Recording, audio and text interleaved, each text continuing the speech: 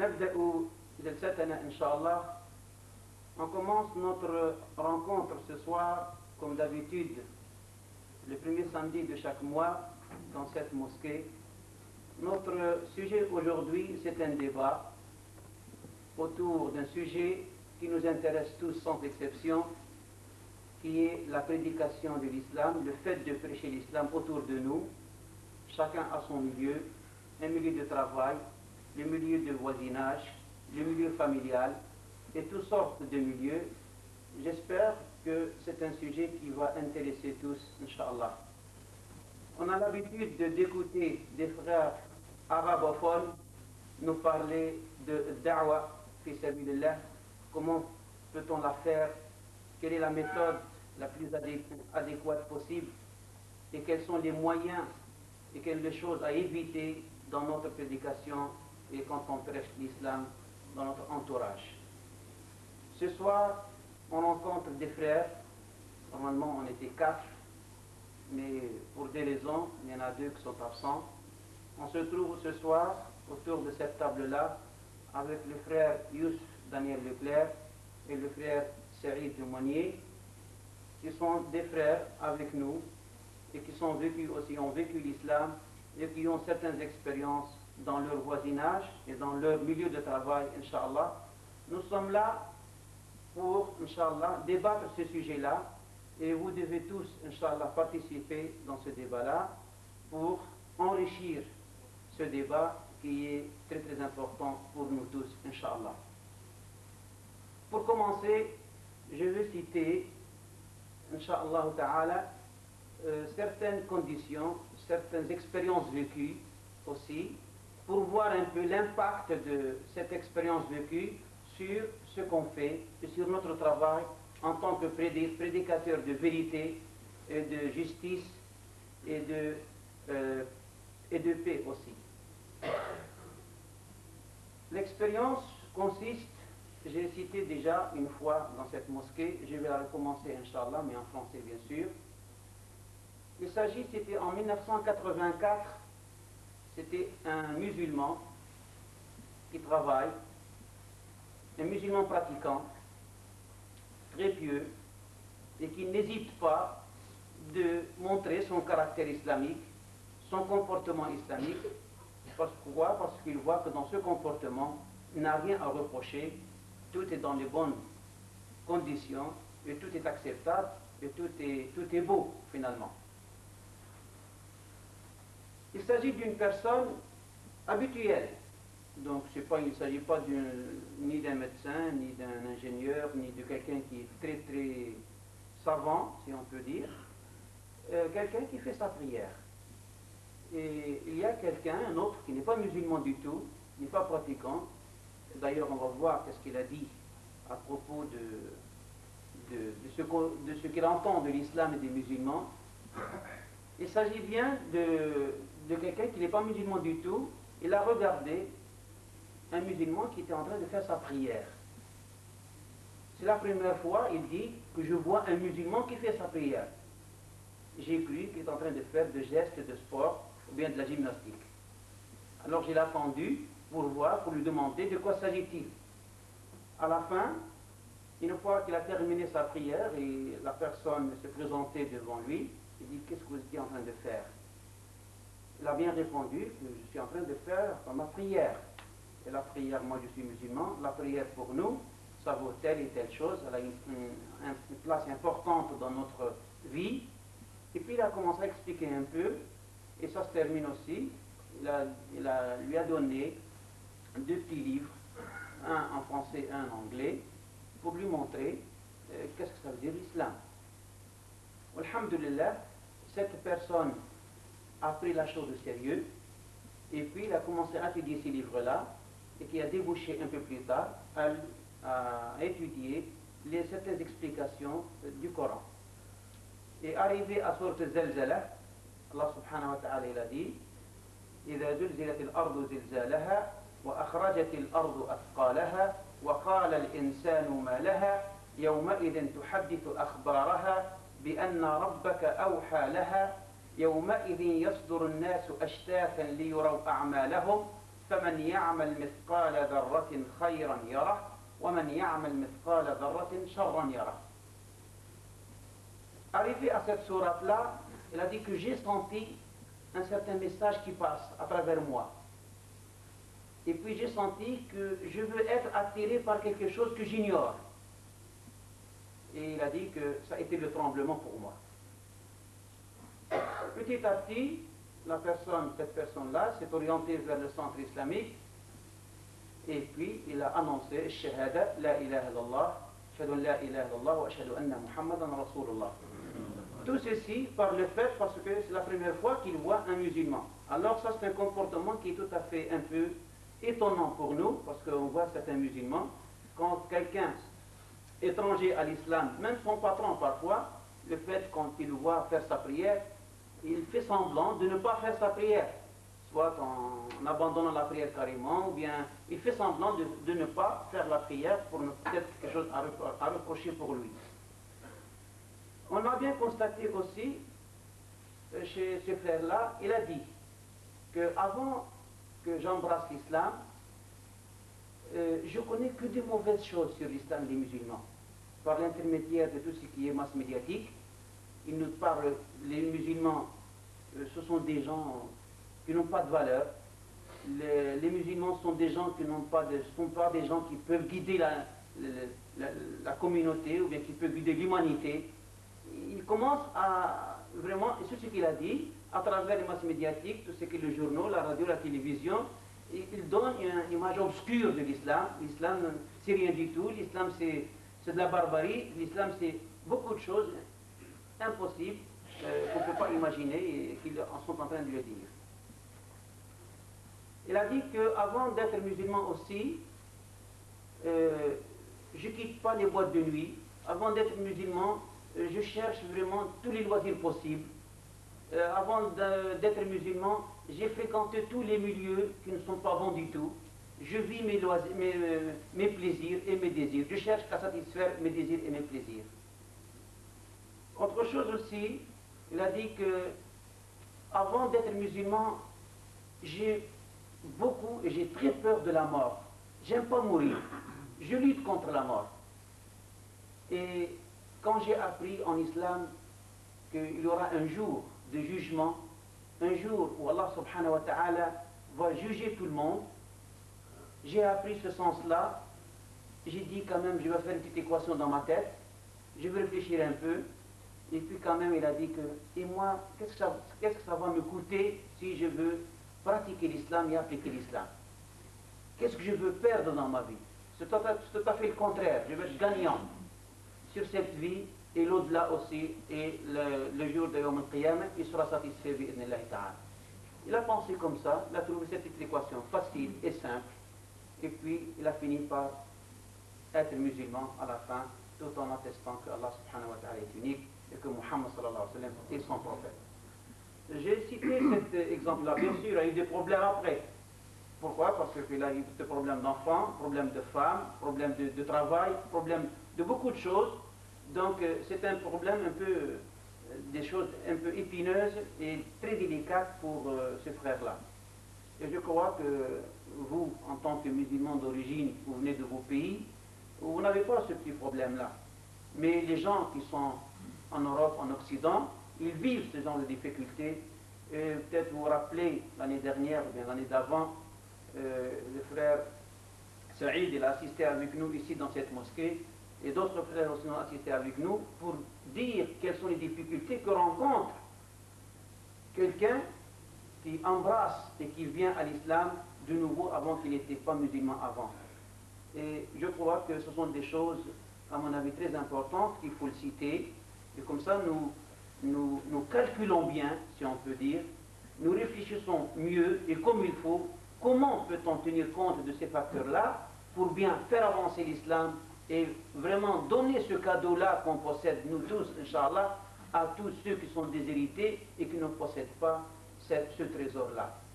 Alors, Inch'Allah, ce soir, on va parler avec les frères, tout en posant une question tout à fait simple dès le départ, pour voir un peu l'opinion de nos frères.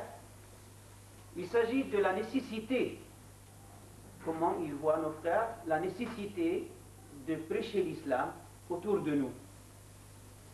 C'est une nécessité, à mon avis, nous, bien sûr tous les musulmans, nous tous sans exception, nous voyons que c'est une nécessité, tant que nous sommes vivants, nous devons la faire. Mais nos frères, ils ont certaines expériences aussi, surtout nous vivons dans un milieu et dans une société aride de vérité, une société qui a besoin d'éclairer, il faut éclaircir ce chemin qui est tout à fait obscur pour eux. Alors que par contre, de l'autre côté, on voit que l'Occident dit que nous, on n'a pas besoin de vous. Vous, vous êtes arriérés. Vous n'avez pas de civilisation. Vous n'avez pas découvert ni rien du tout. C'est nous qui nous faisons tout le pétrole qui est chez vous, on exploite. On fait tout, c'est nous qui font ce travail-là. Alors, on veut poser la question, comment, Inch'Allah, voient nos frères cette nécessité de prédication? Faut-il se taire quand il faut le montrer?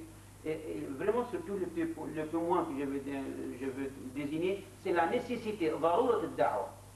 كيف يشعر كل واحد منا بضرورة الدعوة في هذه البلاد؟ Il faut être ouvert à ces gens-là. Est-ce qu'il faut discuter avec eux? Comment il faut le montrer? De quel point faut-il citer? Quel point ne pas citer? Est-ce qu'il faut aborder la notion de l'aqida, le credo, ou pas? Qu'est-ce que ça va monter devant nous comme obstacle? Ainsi de suite. Alors on va commencer par ce point-là, Inch'Allah. Si le frère Youssef ou bien l'un de vous partage, Inch'Allah. Et vous serez le bienvenu, Inch'Allah. وعلى آله وصحبه أجمعين. السلام عليكم ورحمة الله تعالى وبركاته. Oui, alors donc j'ai préparé un petit quelque chose sur le pouce comme ça, puisqu'on m'a dit quand même relativement tout dernièrement que je devais venir ici. Bon, en ce qui concerne les conversions et l'activité missionnaire, mon autre frère l'a rappelé tout à l'heure, c'est que bon, les gens se convertissent à l'islam pour diverses raisons. Alors des raisons qui peuvent être justifiées, d'autres qui ne le sont pas. Alors, on n'abordera pas le côté de celles des conversions de raison, soit pour épouser une musulmane, pour avoir un travail, etc. Bon, il y a un certain nombre de conversions, la majorité d'ailleurs, qui sont motivées par le souci en fait, de plaire à Allah et de suivre les enseignements du prophète Muhammad. Alors bon, qu'est-ce qui pourrait motiver les Français à devenir musulmans? Alors déjà, notre frère a dit tout à l'heure qu'il y a une question de comportement. C'est vrai que le comportement de chacun d'entre nous, c'est le premier point pour intéresser les non-musulmans à l'islam. Parce que nous sommes tous des ambassadeurs, et il y a aussi bien de bons ambassadeurs que de mauvais. Et la plupart du temps, les gens jugent l'islam sur le comportement des personnes, non pas sur les textes, sur les fondements de la religion elle-même, mais on juge sur les personnes. Donc, il y a déjà le souci premier, c'est de cultiver dans notre communauté le bon comportement de manière à pouvoir déteindre sur l'environnement et créer un climat de sympathie et non pas ce climat d'antipathie qu'on constate actuellement parce qu'on nous accuse de tous les défauts, de tous les vices. Et donc il faut dissiper un certain nombre d'ignorances. Donc cette action, elle se fait au niveau déjà de sa propre famille, enfin de soi-même, de sa propre famille. Ensuite, il faut l'étendre à son voisinage, c'est-à-dire faire connaître par son comportement, d'abord quel est le bon comportement islamique.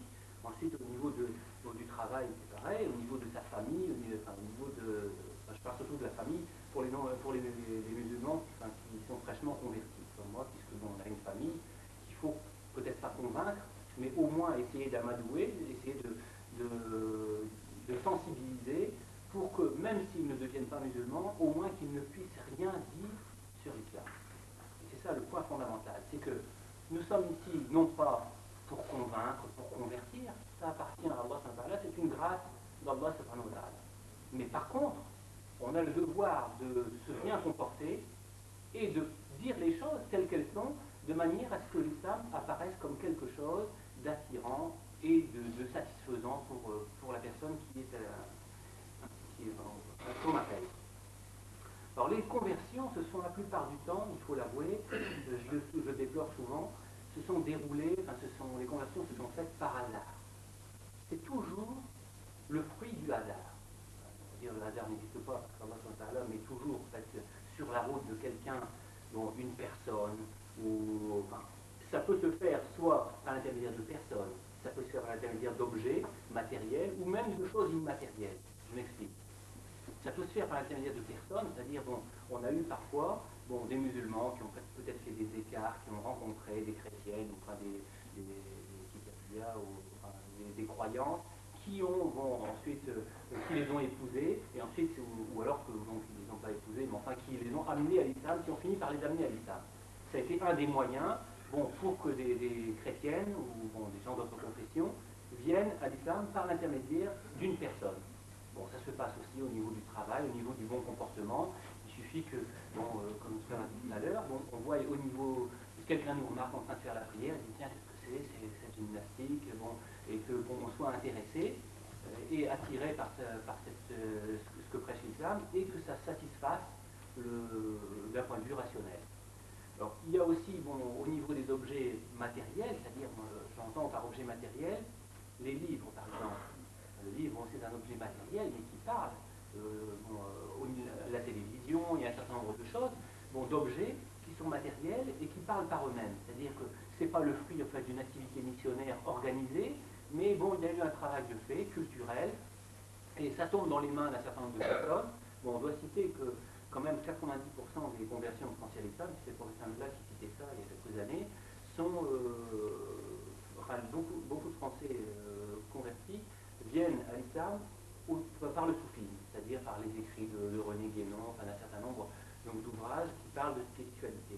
Et c'est vrai que il y a peut-être un manque de spiritualité ici en Europe, en Occident, et ce qui fait que beaucoup de Français s'intéressent à des philosophies étrangères, orientales, dans le genre les Krishna, le bouddhisme, qui sont des philosophies, et des religions, enfin des aspects de certaines religions, comme l'islam, des aspects orientaux, c'est-à-dire on a des choses qui sont extraordinaires. Alors, donc on a un certain nombre de taléphas, de confréries, qui vulgarisent plus ou moins, le terme est là quand même, c'est qu'il y a très peu en fait de vrais soufis. C'est-à-dire que le soufisme, comme dit le professeur Blas, c'est le cœur de l'islam. C'est vrai qu'il y a certainement quelque chose de très beau, et certainement une notion de confiance en Dieu, qui n'est peut-être pas donnée à tout le monde, mais il y a certainement beaucoup de charlatanisme aussi, et il faut se méfier énormément donc de ce genre de taléphas qui viennent à vulgariser l'islam et surtout faire des compromis pour dire tout le monde est beau, tout le monde est gentil, il y a un paradis pour tous, qu'on soit musulman ou autre chose. Ça, c'est pas très acceptable. Alors donc, on parlait des objets matériels, on va parler aussi des objets immatériels. Alors j'entends par là le rêve. J'ai connu des gens, des frères, des sœurs qui se sont convertis par le rêve. Il y a un frère qui a une trentaine d'années d'islam maintenant, qui se trouve à Montpellier. Il s'est converti à l'islam, il avait l'âge de 12 ans, et ça s'est passé de cette façon. Pendant la nuit, à plusieurs reprises, il faisait un rêve étrange, il voyait une personne habillée tout de blanc, et qui l'emmenait, en fait, il lui disait de suivre un petit chemin. Alors ce petit chemin, en fait, il était dans une forêt, ça lui faisait peur, etc. Il s'avançait tout doucement, et puis après, ça débouchait sur un chemin, une route plus grande, de plus en plus grande, jusqu'à une grande allée qui débouchait sur une place où il y avait un bloc cubique, et où il y avait des tas de gens en blanc qui tournaient autour de ce bloc. Et ce bloc, alors il s'est posé la question, qu'est-ce que c'est? Il ne savait pas, il n'avait jamais vu ça. Ensuite, il était dans une école de jésuites, il était, à l'âge de 12 ans, dans une école élevée chez des jésuites, qui sont des chrétiens, et là, ils ont étudié la religion des Arabes. Alors, il tombe sur une image, la Kaaba. Et c'était le reflet de ce qu'il avait vu dans son rêve. Alors là, c'était vraiment extraordinaire. Donc, il a demandé à faire un exposé, puisque on demandait dans la classe qui veut faire un exposé sur ce sujet. Alors, il a demandé à faire l'exposé, il a si bien exposé que devant les jésuites, devant les chrétiens, il a dit oui, parce qu'on l'a félicité, comment ça se fait, vous avez bien compris ça, vous avez très bien exposé. Oui, parce que je suis devenu musulman. Une autre expérience aussi, c'était une sœur qui était quand même mariée avec un frère marocain, et elle était portugaise, et la nuit, elle a entendu l'adhan. Et ça a été pour elle foudroyant, vraiment d'entendre l'adhan comme ça, clairement, alors que elle n'avait jamais entendu, et vraiment ça l'a tellement enthousiasmée que elle est devenue musulmane. Donc il y a des cas comme ça, en fait, qui sont bon, le fait de la grâce de Dieu d'une manière ou d'une autre, et où des gens se convertissent à l'islam.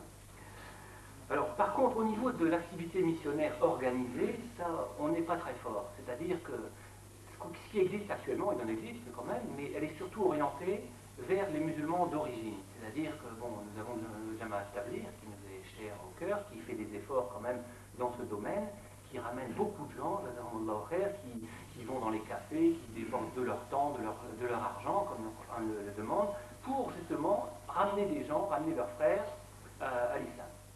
Et donc là, c'est vraiment une activité missionnaire organisée. Bon, ça demande quand même peut-être un peu plus de perfectionnement, c'est-à-dire que bon, peut-être que les méthodes utilisées sont parfois un peu légères et que peut-être on laisse les gens trop libres de faire ce qu'ils ont envie et que parfois bon, ça déborde sur un certain nombre de choses. Je vais citer un exemple, c'est que moi on m'avait appris à une certaine époque, il y a une quinzaine d'années, lorsque je me suis converti à l'islam, je suis tombé sur Jamaat Tabligh après, peut-être un an après m'être converti à l'islam. Et certains zélés de Jamaat Tabligh m'avaient appris que oui, par exemple, dans les rapports avec sa femme, il fallait pas avoir des rapports avec sa femme que tel jour ou tel jour, parce qu'on aurait un enfant qui serait bon, qui serait généreux, et tel autre jour, en fait, c'est haram, parce qu'on va avoir un enfant qui louche, ou un enfant qui sera un moulhid, etc. Bon, donc, alors, j'ai suivi ça scrupuleusement pendant au moins 6 mois. Alors, et j'ai appris, c'est au Maroc que j'ai appris que c'était de la superstition, et bon, c'est fini par laisser tomber. Alors, il y a des gens donc, qui poussent un peu trop loin et qui vont s'enseigner des choses comme ça, et je crois qu'il faudrait un petit contrôle, et il faudrait que les gens soient un peu mieux formés pour pouvoir enseigner donc, à ceux qui sont les nouveaux dans l'islam, même s'ils sont originaires de l'islam, mais qui ne le pratiquaient plus. Alors, par contre, au niveau de l'activité missionnaire organisée vis-à-vis des Français, c'est le néant complet. C'est-à-dire, enfin, il y a certaines organisations, comme par exemple le mouvement islamique des Mourides d'Europe, mais c'est relativement marginal. Bon, ils ont fait des expositions à Beaubourg, par exemple, pour exposer l'islam, mais bon, ça n'a pas été vraiment très bien orchestré, et bon, c'est vite tombé à l'abandon. Alors par contre, je me suis entendu dire, il y a aussi une dizaine d'années, parce que j'avais reproché à certains frères français, bon j'étais dans un Jamaat Tabligh, enfin il y a peut-être plus qu'une dizaine d'années, une quinzaine d'années, donc j'étais avec le Jamaat Tabligh et je reprochais aux Français, je dis comment ça se fait, vous ne sortez pas fils là, il faut appeler les gens à l'islam. Alors les Français m'ont dit, si la mosquée a la baraka, les gens vont venir tout seuls. Alors bon, moi je m'étonnais, parce que je me dis, si le Nabi sallallahu alayhi wa sallam, il était resté dans la cour de la Kaaba, en se disant si la mosquée a la baraka, parce que quelle baraka, c'est certainement plus haut en baraka que n'importe quelle autre mosquée, eh bien je ne sais pas où on serait nous actuellement. Donc on a un rôle à jouer et il ne faut pas qu'on se cantonne à dire égoïstement, moi j'ai l'islam, donc je garde ça, je vis ça dans ma petite vie bourgeoise, et puis les autres, bon, qui se débrouillent, s'ils ont la grâce de Dieu, ils l'auront ou pas. Non, on a un rôle à jouer. Bon, d'ailleurs, dans le Coran, on nous enjoint à plusieurs reprises, vous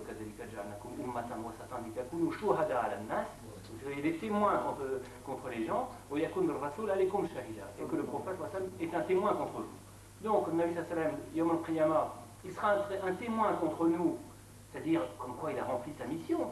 Lors du pèlerinage Hajjat al-Wada, le pèlerinage à Dieu, il a dit est-ce que j'ai rempli ma mission? Est-ce que vous êtes témoin? Donc, le Nabi sallam a rempli sa mission. Il sera témoin contre nous qui nous a donné ce message. Donc, donc on a une religion qui est claire et nette, et donc on doit la transmettre. On a cette responsabilité donc de la transmettre aux autres, puisqu'on n'a pas d'échappatoire, on la connaît nous-mêmes. Ensuite, on parlait au niveau du comportement. En fait, bon, la position que j'ai souvent adoptée, d'ailleurs je l'ai affichée sur ma porte d'entrée, quitte à être de la provocation peut-être pour les voisins, je ne sais pas, mais bon, c'est une parole qui est digne d'enseignement, une parole du Coran qui est digne d'enseignement et qui est importante au niveau de l'action qu'on a à faire pour pouvoir prêcher l'islam. C'est cette ayat coranique qui dit وَمِنْ أَحْسَنُ قَوْلًا مِمَّنْ دَعَا إِلَى اللَّهِ وَعَمِلَ صَالِحًا وَقَالَ إِنَّنِي مِنَ الْمُسْلِمِينَ. وَمِنْ أَحْسَنُ قَوْلًا, quelle est la meilleure parole? Donc déjà, on parle d'une question de parole, de parler avec les gens. مِمَّنْ دَعَا إِلَى اللَّهِ, d'appeler donc les gens à l'islam, d'appeler les gens à Dieu. وَعَمِلَ صَالِحًا, faire des bonnes actions, donc bonnes paroles, bonnes actions. Et ensuite, waqal innani min al-muslimin. C'est-à-dire, c'est pas l'inverse de dire je suis musulman, parce que j'ai souvent remarqué, si d'emblée on dit je suis musulman, tout de suite, alors c'est les barrières, les musulmans, c'est les arabes. J'ai eu cette réaction. Lorsque j'ai appris que la religion qu'on m'enseignait c'était l'islam, j'ai dit l'islam c'est la religion des arabes, m'en parlez pas.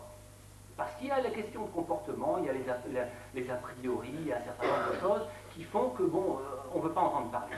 Donc, il vaut mieux bien parler, expliquer les fondements de l'islam, enfin, sans peut-être trop s'avancer, ensuite, bien se comporter surtout, et ensuite dire je suis musulman. Ça permet, c'est une stratégie qui nous permet en fait de nous faire apprécier et ensuite de faire apprécier l'islam par notre intermédiaire, mais à condition qu'on se comporte bien, bien entendu. Alors ensuite, donc, bon, pour terminer, il y a une méthode qu'on pourrait mettre au point pour pouvoir amener beaucoup plus de gens à l'islam qu'il y en a actuellement, au niveau de l'activité missionnaire organisée. Bon, j'ai une formation, moi, de gestion et de commercialisation.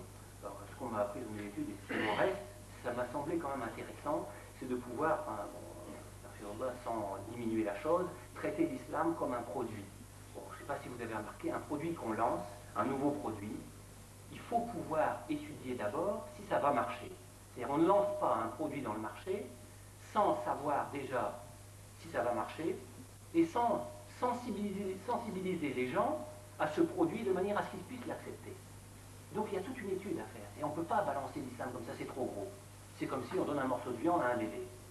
Il faut pouvoir amener les gens à ce qu'ils aient un appétit pour cette religion qu'est l'islam. Et ça se cultive, ça, d'une façon très facile. Il faut mettre les gens en appétit. Bon, j'ai cité un certain nombre de choses. Bon, au niveau de ce lancement de ce produit, qu'est-ce qu'on fait? Bon, au niveau de la gestion, de la commercialisation, on fait ce qu'on appelle du marketing mix. C'est-à-dire qu'il y a un certain nombre de méthodes de marketing, de publicité, etc., qui permettent de faire connaître un produit, pour dire de le faire apprécier. Alors, on commence d'abord, avant de lancer un produit, par faire une étude pour voir en fait qu'est-ce que c'est que le produit exactement. Il faut connaître exactement son produit pour pouvoir le présenter de la meilleure façon. Parce que bon, l'islam a un certain nombre d'aspects qui sont séduisants, mais un certain nombre d'aspects qui sont rebutants. C'est-à-dire que, bon, d'emblée, dire à quelqu'un qui n'a jamais fait la prière, dire tu vas faire 5 prières par jour, c'est lourd. Ensuite, dire de faire un jeûne pendant 30 jours, c'est lourd. Donc, il faut pouvoir attirer les gens par autre chose que ça. Ça, c'est vrai, ça c'est les gros morceaux. C'est le plat de résistance. Il faut d'avant, bon, donner, comment dire, quelque chose qui permette, en fait, bon, d'arriver à ça. Bon, alors donc, on appelle ça, en fait, donc, en termes de marketing, un brainstorming, c'est-à-dire, bon, on traduit ça, enfin, c'est un terme anglais qui veut dire une tempête de cerveau. C'est-à-dire que, en fait, c'est une discussion à bâton rompu. C'est-à-dire, il faudrait que les musulmans qui sont intéressés par le sujet se réunissent. Bon, on a un nombre limité, hein, une dizaine de personnes, par exemple, pour pouvoir traiter, c'est-à-dire parler, en fait, au niveau de l'islam. Quand on vous dit islam, à quoi pensez-vous? Et tout ce qui nous sort par la tête, il faut le sortir. On note tout ça. Bon, l'islam, c'est bon, polygamie, prière, ramadan, jeûne, etc. Bon, un certain nombre de choses comme ça. Ne pas boire d'alcool, bon, ne pas prendre l'intérêt, enfin, un certain nombre de choses comme ça, de choses clés. Bon. Ce qu'il faudrait aussi, c'est s'adjoindre la participation d'un certain nombre de Français qui sont convertis à l'islam, pour connaître leurs raisons. Parce que bon, si on ne sait pas pourquoi déjà les Français sont venus à l'islam, on ne saura pas pourquoi des Français pourraient devenir musulmans aussi. Donc, réunir ces idées, faire des enquêtes, hein, alors c'est-à-dire des études, collecter des renseignements, des informations pour bien connaître son sujet. Ensuite, bon, connaître les avantages et les inconvénients, c'est-à-dire bon, de telle ou telle chose, qu'est-ce qui est le plus difficile pour quelqu'un à pratiquer, qu'est-ce qui est le plus facile, etc., qu'est-ce qui est le plus fascinant, quels sont les aspects les plus intéressants. Donc pour pouvoir amener ça. Alors j'avais fait un questionnaire, moi que je destinais, bon je ne l'ai jamais mis en pratique encore actuellement, mais un questionnaire que je destinais d'une part à des musulmans convertis et d'autre part à des non-musulmans pour pouvoir connaître ce qu'ils pensent de l'islam. Alors ça c'est sous forme de 2 questions à chaque fois. Alors pour les musulmans convertis, c'est la première question, c'est de prime abord, c'est-à-dire tout d'abord, quels sont les aspects de l'islam qui vous ont séduit, qui vous ont intéressé, de sorte que vous ayez envisagé la conversion. C'est-à-dire qu'est-ce qui vous intéressait avant de devenir musulman, de sorte que vous avez voulu vous convertir. Ensuite, la deuxième question, c'est aussi de prime abord, quels sont les aspects de l'islam qui vous ont fait hésiter alors que vous envisagez la conversion? Qu'est-ce qui vous a fait hésiter? C'est-à-dire, bon, vous vouliez devenir musulman, mais il y a peut-être des choses qui vous ont retenu quand même. Donc, ces choses-là aussi, il faut le savoir. Parce qu'il faut pouvoir l'expliquer. Parce que d'autres, si quelqu'un a eu des réticences, d'autres les ont aussi. Et pour un autre questionnaire destiné à des non-musulmans, premièrement, quels sont les aspects de l'islam qui vous rebutent? C'est-à-dire, qu'est-ce qui ne vous plaît pas dans l'islam? Et pourquoi? C'est deux questions fondamentales. Qu'est-ce qui ne vous plaît pas dans l'islam et pourquoi? Et ensuite, deux autres questions. Quels sont les aspects de l'islam qui vous plaisent et pourquoi? Donc ensuite, à partir de ça, lorsqu'on a des réponses à ces questions-là, il suffit non pas de noyer les gens en fait bon, sous des tas de livres, de bouquins, parce que bon, les gens ne lisent plus actuellement. Ils ont besoin d'avoir quelque chose de très condensé pour dire de pouvoir comprendre les choses. Et puis bon, bah, donc présenter ces informations-là, par exemple, la plupart du temps, bon, pour les femmes, ce qui les rebute en fait dans l'islam, c'est la condition de la femme. Parce qu'il y a la question de porter le foulard, c'est que la femme elle est recluse, etc., que bon, qu'elle n'a pas, pas le droit à la parole, que c'est l'homme qui est le maître en tout. Donc il y a un certain nombre, c'est l'image qu'on se fait à l'extérieur. Donc que la femme est inférieure, etc., etc. Bon, la fameuse image, donc l'homme est sur l'âne et la femme, c'est la femme qui tire l'âne, la femme qui est à pied. Bon, alors c'est ça les a priori qu'on a. Donc il faut connaître ces choses-là pour dissiper les malentendus, les a priori. Et bon, et ensuite, insister sur ce qui est plaît, en fait, dans l'islam. Parce que l'hospitalité musulmane, c'est ce qui est le plus séduisant. Vous ne trouvez pas ça. Chez les Français, mes parents, je vous donne un exemple, les voisins qui habitent chez mes parents depuis au moins 40 ans, ils n'ont pratiquement jamais mangé le midi chez moi, chez mes parents. Pourquoi?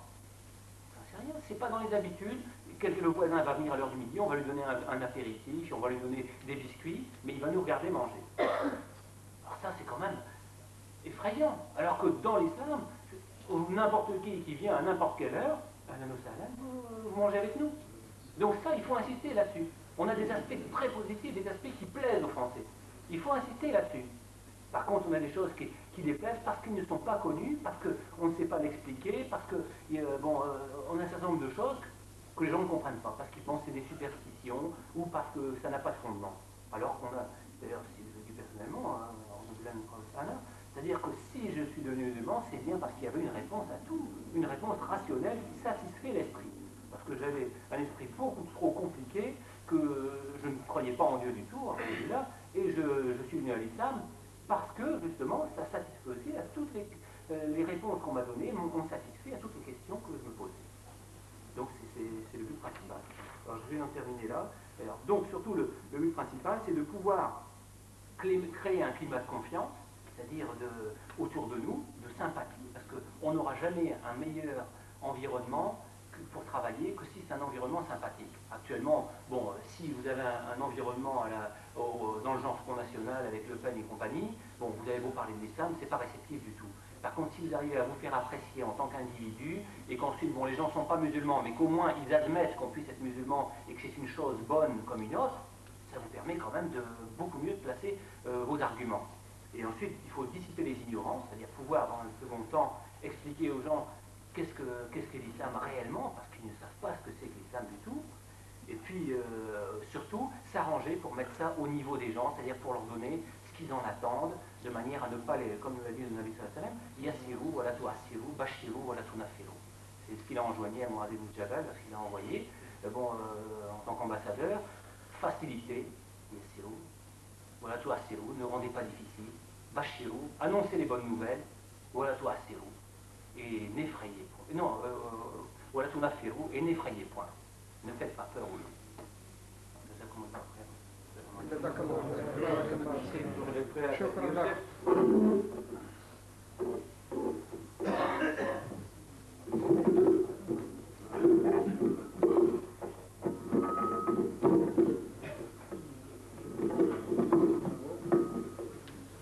va passer la parole à notre frère Saïd pour la même question toujours, Inch'Allah. Assalamu alaikum wa rahmatullahi wa barakatuh. Pour ma part, la nécessité de parler de l'islam, en fait, c'est tel que je l'ai ressenti, moi, c'était déjà pour faire partager aux gens qui m'entouraient, en fait, le plaisir de croire en Dieu. Parce que moi, personnellement, lorsque j'embrassais l'islam, ça a été un choc, disons, de bonheur tellement grand que j'en ai eu immédiatement le désir de le faire partager aux autres. J'ai bien sûr commencé par ma famille, bon, avec toutes les difficultés bien sûr que ça peut poser. Alhamdoulilah, j'ai mon frère qui m'a suivi très peu de temps après. Et si vous voulez, enfin, moi c'est ce qui a été pour moi, disons, et même encore maintenant, ce désir donc de faire partager la joie de croire en fait, parce que moi je le vois comme ça, hein, c'est pas pour moi quelque chose qui est triste en fait, bien évidemment d'être musulman, c'est quelque chose qui normalement rend les gens heureux. Et avec mon frère, même maintenant, on s'est donné ça comme mission, c'est-à-dire de faire partager aux autres ce plaisir. Donc c'était pour moi une des premières choses importantes lorsqu'on est musulman, faire partager aux autres notre façon de voir les choses. Ensuite, je pense que cette nécessité aussi je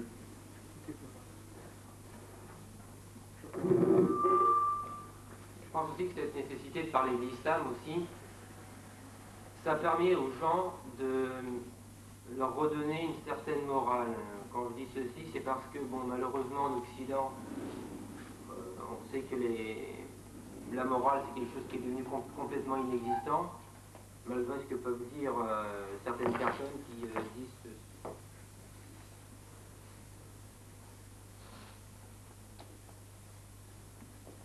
La mère.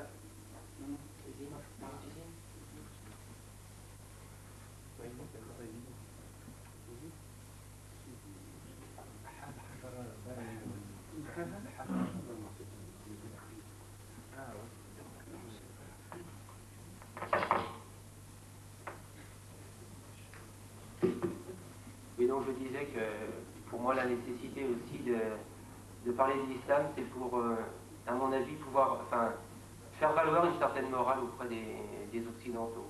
Pourquoi? Parce que donc les gens maintenant n'ont plus de morale, n'ont plus de principe, n'ont plus de valeur. La plupart du temps c'est ça, comme disait notre frère Youssef ou le frère Rahman, les gens se laissent aller à tous les plaisirs. Et lorsqu'on prêche l'islam, on prêche la morale, d'une certaine mesure, même la plus belle morale qui soit possible, à mon avis. Et les gens, comme dit le frère Youssef, les Français sont quand même actuellement sensibles à retrouver une morale dans leur comportement. Moi, je vois par exemple, même à mon travail, ou même au niveau de mes voisins, lorsqu'on leur parle ou d'honnêteté ou de respect des autres, bon, ce sont bien sûr des valeurs que tout le monde reconnaît comme étant de bonnes valeurs, mais ce sont des valeurs qui ont aussi été beaucoup oubliées. On vous dit par exemple, si vous avez gagné sur une autre personne un petit avantage, on vous dit, bah, ça y est, c'est bien, tu en as bien profité, c'est bien pour toi. Si un enfant a réussi à chaparder à son patron quelque objet, ou même à l'école il a récupéré quelque chose, on arrive à dire en Occident, ah, c'est bien, tu t'es bien débrouillé mon fils. Et ces principes, ces comportements que les gens pratiquent en pensant que c'est la vérité, en fait les enfants de plus en plus vers d'une part la solitude, parce qu'après les enfants veulent leurs parents, c'est malheureusement les problèmes qui se passent après dans les sociétés occidentales. Les enfants n'ont plus aucun respect vis-à-vis des parents, ce qui est extrêmement déplorable. On voit maintenant les personnes à partir de l'âge de 50 ans qui sont complètement abandonnées, et de leurs enfants, et du voisinage, et de tous les gens, enfin de tous les autres êtres humains qui les entourent, parce qu'en réalité, on est une communauté unique, on est une communauté d'êtres humains, et tous ces malheureux principes qui sont aujourd'hui pratiqués par les gens peuvent être, à mon avis, modifiés, bon, soit par des gens comme Le Pen, par exemple, qui vont faire valoir aussi le fait qu'ils ont une certaine morale. Mais enfin, bon, s'ils voient des étrangers, ils n'hésiteront peut-être pas à taper dessus quand même. Donc, si vous voulez, beaucoup de gens vont se servir, à mon avis, aujourd'hui, des valeurs morales pour essayer de se faire élire pour des raisons donc électorales, alors que nous, en tant que musulmans, simplement en parlant de notre religion, nous pouvons aussi faire valoir cette morale sans en chercher à en percevoir des fruits, à savoir pour pouvoir être élu. simplement pour faire partager la façon dont nous nous comportons et la façon dont les hommes pourraient se comporter pour avoir de meilleurs rapports les uns les autres. Moi j'essaie aussi, en parlant de l'islam, bon bien sûr donc de faire valoir toute cette morale, parce que c'est pour moi quelque chose qui est extrêmement important aujourd'hui, mais bien sûr mon but second c'est d'intéresser en fait les gens à l'islam. Enfin bon, aujourd'hui la morale c'est quelque chose qu'on peut dire qui est porteur, les gens s'y intéressent. Bon moi à travers cela, d'une part bon je pense que dans une certaine mesure, je réapprends, si on peut dire, aux gens ce qu'est le bon comportement. Je leur dis bien évidemment que je suis croyant, que je suis soumis à Dieu. Selon les personnes, bon, je dois l'avouer, selon les personnes, certaines personnes savent que je suis musulman pratiquant. Quant à d'autres, elles savent simplement que je suis croyant, parce que bon, j'estime qu'on ne peut pas pour ma part du moins, parler... toujours avec les mêmes mots. Si on dit je suis soumis à Dieu, les Français acceptent très bien. Si vous dites je suis musulman, ils ne vous écoutent plus. Enfin, moi, pourtant je suis moi-même français, alors je connais bien comment les Français se comportent. Ça dépend, bon, effectivement, ça dépend des gens. On sent les gens qui sont plus ou moins ouverts. Mais l'intérêt, à mon avis, l'intérêt de tout cela, c'est déjà d'essayer, donc, à travers, je veux dire, la morale et le fait de dire je suis croyant et de montrer aux gens que ça nous fait plaisir d'être croyants, qu'on est heureux dans cette voie-là, c'est déjà d'essayer de nouveau de refaire, de repermettre aux gens de croire. Parce qu'aujourd'hui, les gens, c'est vrai, sont complètement perdus entre les masses d'informations qu'on reçoit aussi bien à la télévision, dans les journaux, à la radio. À la limite, il y a tellement d'informations qu'on en est complètement bouleversé, on ne sait même plus le comportement qu'on doit avoir. C'est-à-dire qu'on se dit peut-être que je dois avoir un comportement politique, je dois avoir un comportement économique, ou je dois me débrouiller, me mettre tout seul dans mon coin. L'islam nous a bien mis en valeur toutes nos obligations aussi, ainsi que tous nos droits bien sûr, et on sait qu'on doit avoir en tant que musulman un comportement vis-à-vis de notre famille, un comportement vis-à-vis de nos voisins, un comportement vis-à-vis de nos collègues de bureau, un comportement vis-à-vis de la communauté. Donc tous ces principes-là qui sont clairs en fait pour les musulmans, c'est ce qu'en partie recherche l'Occident. L'Occident a besoin aujourd'hui de se restructurer, d'avoir un comportement social qui ne soit plus hyper individualiste, mais qui soit de nouveau communautaire. C'est pour ça qu'entre autres, les idées socialistes peuvent assez bien marcher aujourd'hui en Occident ou dans d'autres pays européens, parce que justement les gens ont soif de cela. Et nous, en tant que musulmans, on a ces données-là en main, on a ces cartes en main, il suffit d'en parler. Et donc c'est aujourd'hui plus qu'encore avant, si on peut dire, c'est nécessaire pour nous de nous exprimer, d'expliquer nos principes, notre façon, quand je dis nos principes, c'est en fait d'exprimer notre façon de vivre. Pourquoi? Parce que les gens, si on l'exprime bien sûr, et après ils nous voient dans notre comportement l'appliquer, bon, les gens se diront oui, ces gens-là sont sur une voie qui semble correcte, qui est peut-être possible pour nous, sans au départ parler, comme disait le frère Youssef, il faut faire la prière, etc., il y a tel et tel comportement. Au départ, je ne pense pas que ce soit notre devoir de dire aux gens, bon, toi tu fais pas la prière, donc je ne te parle pas. Moi je vois pas les choses comme ça. Il faut parler de l'islam. Je crois que le prophète sallam, pendant les 10 premières années de sa prophétie, a surtout parlé en fait de Dieu, de la croyance en Dieu, de ce que Dieu avait fait pour les hommes sur la terre et au ciel, donc, et de tout ce que représentait Dieu. Moi, j'essaie, dans la mesure du possible, aussi bien au niveau du travail qu'au niveau de l'école pour mes enfants, qu'au niveau de mon voisinage, j'essaye de faire valoir ça aux gens.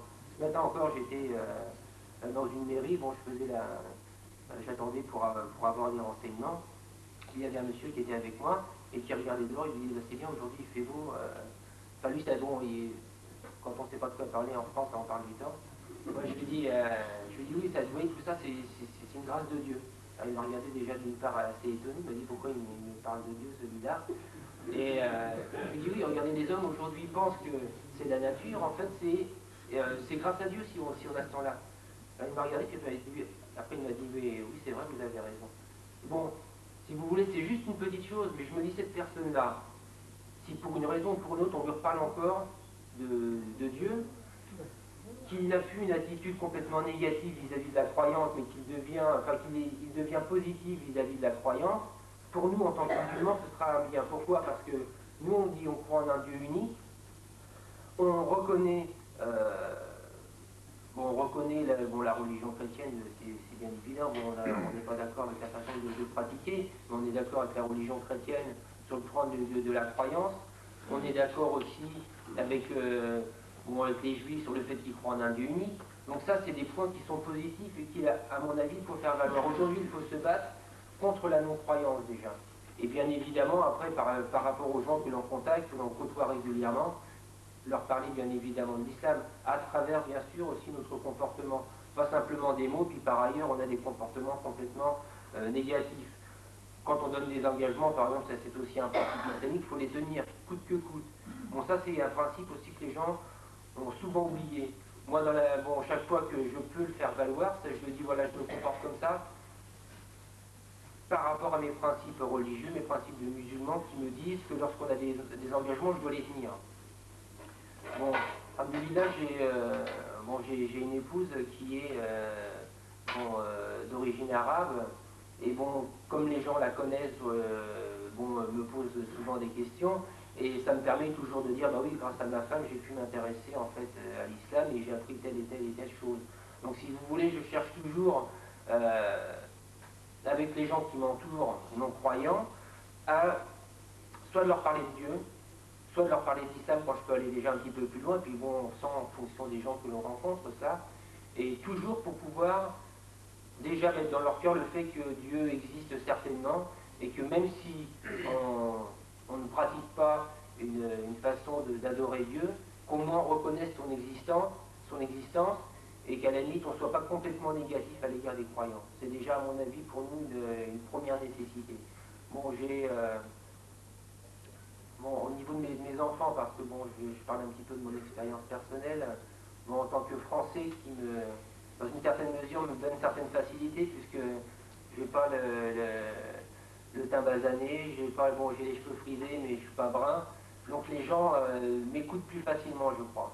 Malheureusement, aujourd'hui, on en est encore là. Si vous êtes le teint basané et les cheveux frisés, on ne va pas vous écouter. On vous écoutera avec des a priori, on dira, oh, oui, celui-là, il est déjà catalogué. Nous, les Français qui embrassons l'islam, on a cette chance-là, c'est que, à la limite, on se fait moins repérer, si on peut dire. Si après les gens apprennent qu'on est musulman, ben, ils deviennent, si vous voulez, je pense qu'on crée un certain bouleversement dans leur esprit, parce que bon, si on a pu toujours bien se comporter, et c'est notre but, hein, même à leur égard, parce que bon, même islamiquement, on a le devoir de se comporter correctement à l'égard de nos voisins, quels qu'ils soient, croyants ou non croyants, et si on a toujours bien pu se comporter à leur égard, qu'ils apprennent même par la suite qu'on est musulman, ils ont disons à mon avis un a priori favorable à l'égard des musulmans. Moi je sais qu'à mon travail, bon, dans la société dans laquelle je travaille, ça fait 5 ans maintenant que j'y suis, et il n'y a personne qui a embrassé l'islam, de tous les gens qui travaillent avec moi, mais je sais que plus personne ne blasphème à l'égard de Dieu maintenant dans mon bureau, alors qu'avant, bon, c'était quelque chose qui était facile, qui sortait facilement de la bouche des gens qui pouvaient être avec moi. Les gens sont tous persuadés que Jésus c'est un prophète, oui, donc, alors que ce sont des gens qui sont normalement des chrétiens, donc ils le prennent pour le Fils de Dieu. Mais si vous voulez, toutes ces démarches, à mon avis, permettent aux incroyants de ne plus être complètement négatifs à l'égard des musulmans, pas des croyants, des gens en général. Et donc après, par la suite, si on peut faire valoir nos principes, être peut-être, disons, au moins neutre à l'égard des musulmans. Ce que je voulais dire aussi au niveau de la nécessité de parler de l'islam, c'est parce qu'on a aussi, à mon avis, le devoir de toujours souhaiter voir la communauté islamique, bien sûr, s'agrandir. Puis c'est même un plaisir, en fait, le fait d'être... Enfin, je sais que, lorsque je suis à mon travail ou quand je suis dans la rue, bon, je suis avec toutes sortes de gens. Alors quand je suis avec des frères, c'est beaucoup plus satisfaisant. Je veux dire, je me sens bien, je me sens avec des gens qui pensent comme moi, avec lesquels j'ai des discussions. Je ne vais pas parler de choses inutiles, je vais parler de Dieu par exemple, c'est quelque chose qui fait bien, qui fait plaisir au cœur. Donc on a aussi ce devoir-là en tant que musulmans, c'est d'avoir ce souci de voir la communauté toujours grandir, pour qu'on soit de plus en plus à pouvoir discuter du même sujet. Cette nécessité aussi est rendue obligatoire par le fait que bon, on est tous, en fait, on est des êtres humains qui sont là pour créer des familles, hein. On n'est pas des êtres humains qui sont là pour vivre en célibat et puis faire éteindre la race. On a un devoir aussi à cet égard, dans la mesure du possible, à savoir bon, à se marier et puis à avoir des enfants, à leur transmettre ce que l'on sait sur la religion et avoir des enfants qui pratiquent comme nous cette religion. Et pour ces enfants, on a le devoir de leur préparer le terrain, parce que bon, bien, on le sait tous, hein, on n'est pas éternel, hein, si on vit dans le meilleur des cas 100 ans, c'est le grand maximum que Dieu nous accorde actuellement. Et on a le devoir donc, à mon avis, de préparer pour nos enfants qui, si nous nous comportons correctement et si nous apprenons correctement les principes islamiques à nos enfants, seront meilleurs que nous encore, seront plus forts que nous, et pour lesquels il faut qu'il y ait un terrain parmi les non-croyants qui leur soit favorable. Inch'Allah, si c'est nous qui parvenons à faire embrasser l'islam à tous les Français, alhamdoulilah, ce sera une grande joie. Mais si nous n'y parvenons pas, et qu'au moins nos enfants, après nous, auront déjà une opinion publique qui leur soit favorable, c'est-à-dire que les gens ne seront pas complètement négatifs à l'égard des croyants, on aura déjà fait quelque chose de positif dans notre vie. Et bon, ce sont ces points principaux hein, que je vois qui nécessitent pour les croyants de faire valoir d'une part la croyance en Dieu contre la mécréance, parce que bon, il faut bien se dire qu'il y a quand même sur la terre, puis il y a quand même au moins deux grands mondes, hein. Il y a d'un côté les croyants, de l'autre côté les incrédules. Ça, il ne faut pas se le cacher. On a déjà à lutter contre les incrédules. Moi, à la limite, je dis toujours aux chrétiens, au moins soyez de bons chrétiens, soyez de bons croyants. Ne soyez pas chrétiens avec la langue et puis vous vous comportiez mal. Parce que si ce sont des gens déjà qui se comportent correctement, peut-être qu'à l'égard des musulmans, pour certains du moins, pour une bonne part, ils auront aussi un meilleur a priori. Donc moi je travaille en ce sens-là, dans la mesure de mes moyens bien sûr, pour faire valoir d'une part la croyance en Dieu, en un Dieu unique, ça je le fais tout le temps valoir, et si les gens cherchaient un peu plus, même dans la façon dont je parle, bon, bah, ils trouveraient nécessairement les principes islamiques, et d'une seconde part, par notre comportement tout d'abord, faire valoir notre point de vue, notre façon de nous comporter en tant que musulmans, pour que les gens après soient positifs à notre égard, qu'on n'ait rien à nous reprocher en fait. Assalamu alaikum. La deuxième question qu'on va poser, c'est une question qui touche bien sûr l'autrui toujours. L'homme occidental est à la recherche de quelque chose. On veut bien savoir de nos frères parce que eux, ils fréquentent beaucoup plus les non-croyants, les Français, beaucoup plus que nous. Nous sommes toujours dans notre milieu musulman, arabe et tout ça, mais eux, ils sont toujours presque à la fréquentation avec beaucoup de gens qui ne sont pas croyants du tout, qui ne sont pas musulmans. Alors, cet homme occidental, il est à la recherche de quelque chose. Mes frères, avez-vous saisi ce quelque chose? D'une part. D'autre part, sentez-vous une certaine anxiété chez l'homme occidental? Et nous voulons bien parce que nous, en tant que musulmans ici en France, on s'est orienté beaucoup plus vers les musulmans qui ne sont pas pratiquants pour les rendre pratiquants. Mais on a oublié notre milieu, on a oublié les Français, on a oublié les gens qui ne sont pas croyants du tout, alors qu'on les fréquente tous les jours. Que ce soit au niveau des ouvriers, ils fréquentent, ils travaillent avec des gens qui sont des Français, qui ne sont pas croyants, qui ne sont pas musulmans, ou bien dans d'autres, les étudiants, pareil aussi, à la faculté, ou bien dans des lycées, ou bien n'importe où, ils fréquentent des gens, mais on a tendance à être un peu isolé, on ne fréquente pas les gens qui ne sont pas, croyants. Alors nous voulons savoir, d'après les expériences de nos frères, qu'est-ce que vous sentez chez un occidental, vous êtes plus près d'eux, si on peut dire, dans la vie quotidienne, pour sentir un peu cette anxiété, si jamais elle existe, et elle se manifeste comment? Et comment peut-on aborder cette anxiété-là pour l'alléger petit à petit, doucement, Inch'Allah, pour préparer, comme il a dit le frère Youssef, comment faut-il mettre les gens en appétit, c'est-à-dire petit à petit. Et la deuxième question, enfin une autre question avec ça, avez-vous l'occasion d'avoir des gens qui sont convertis en islam par votre intermédiaire? Et si c'est impossible, de citer un exemple pour vraiment, et quand on se lance dans cette voie-là d'appeler les gens vers l'islam, l'autre question, je préfère que les frères répondent à ces trois questions-là en même temps. Quelle est la difficulté primordiale que vous rencontrez avec un non-musulman pour l'aborder et pour le mettre en appétit?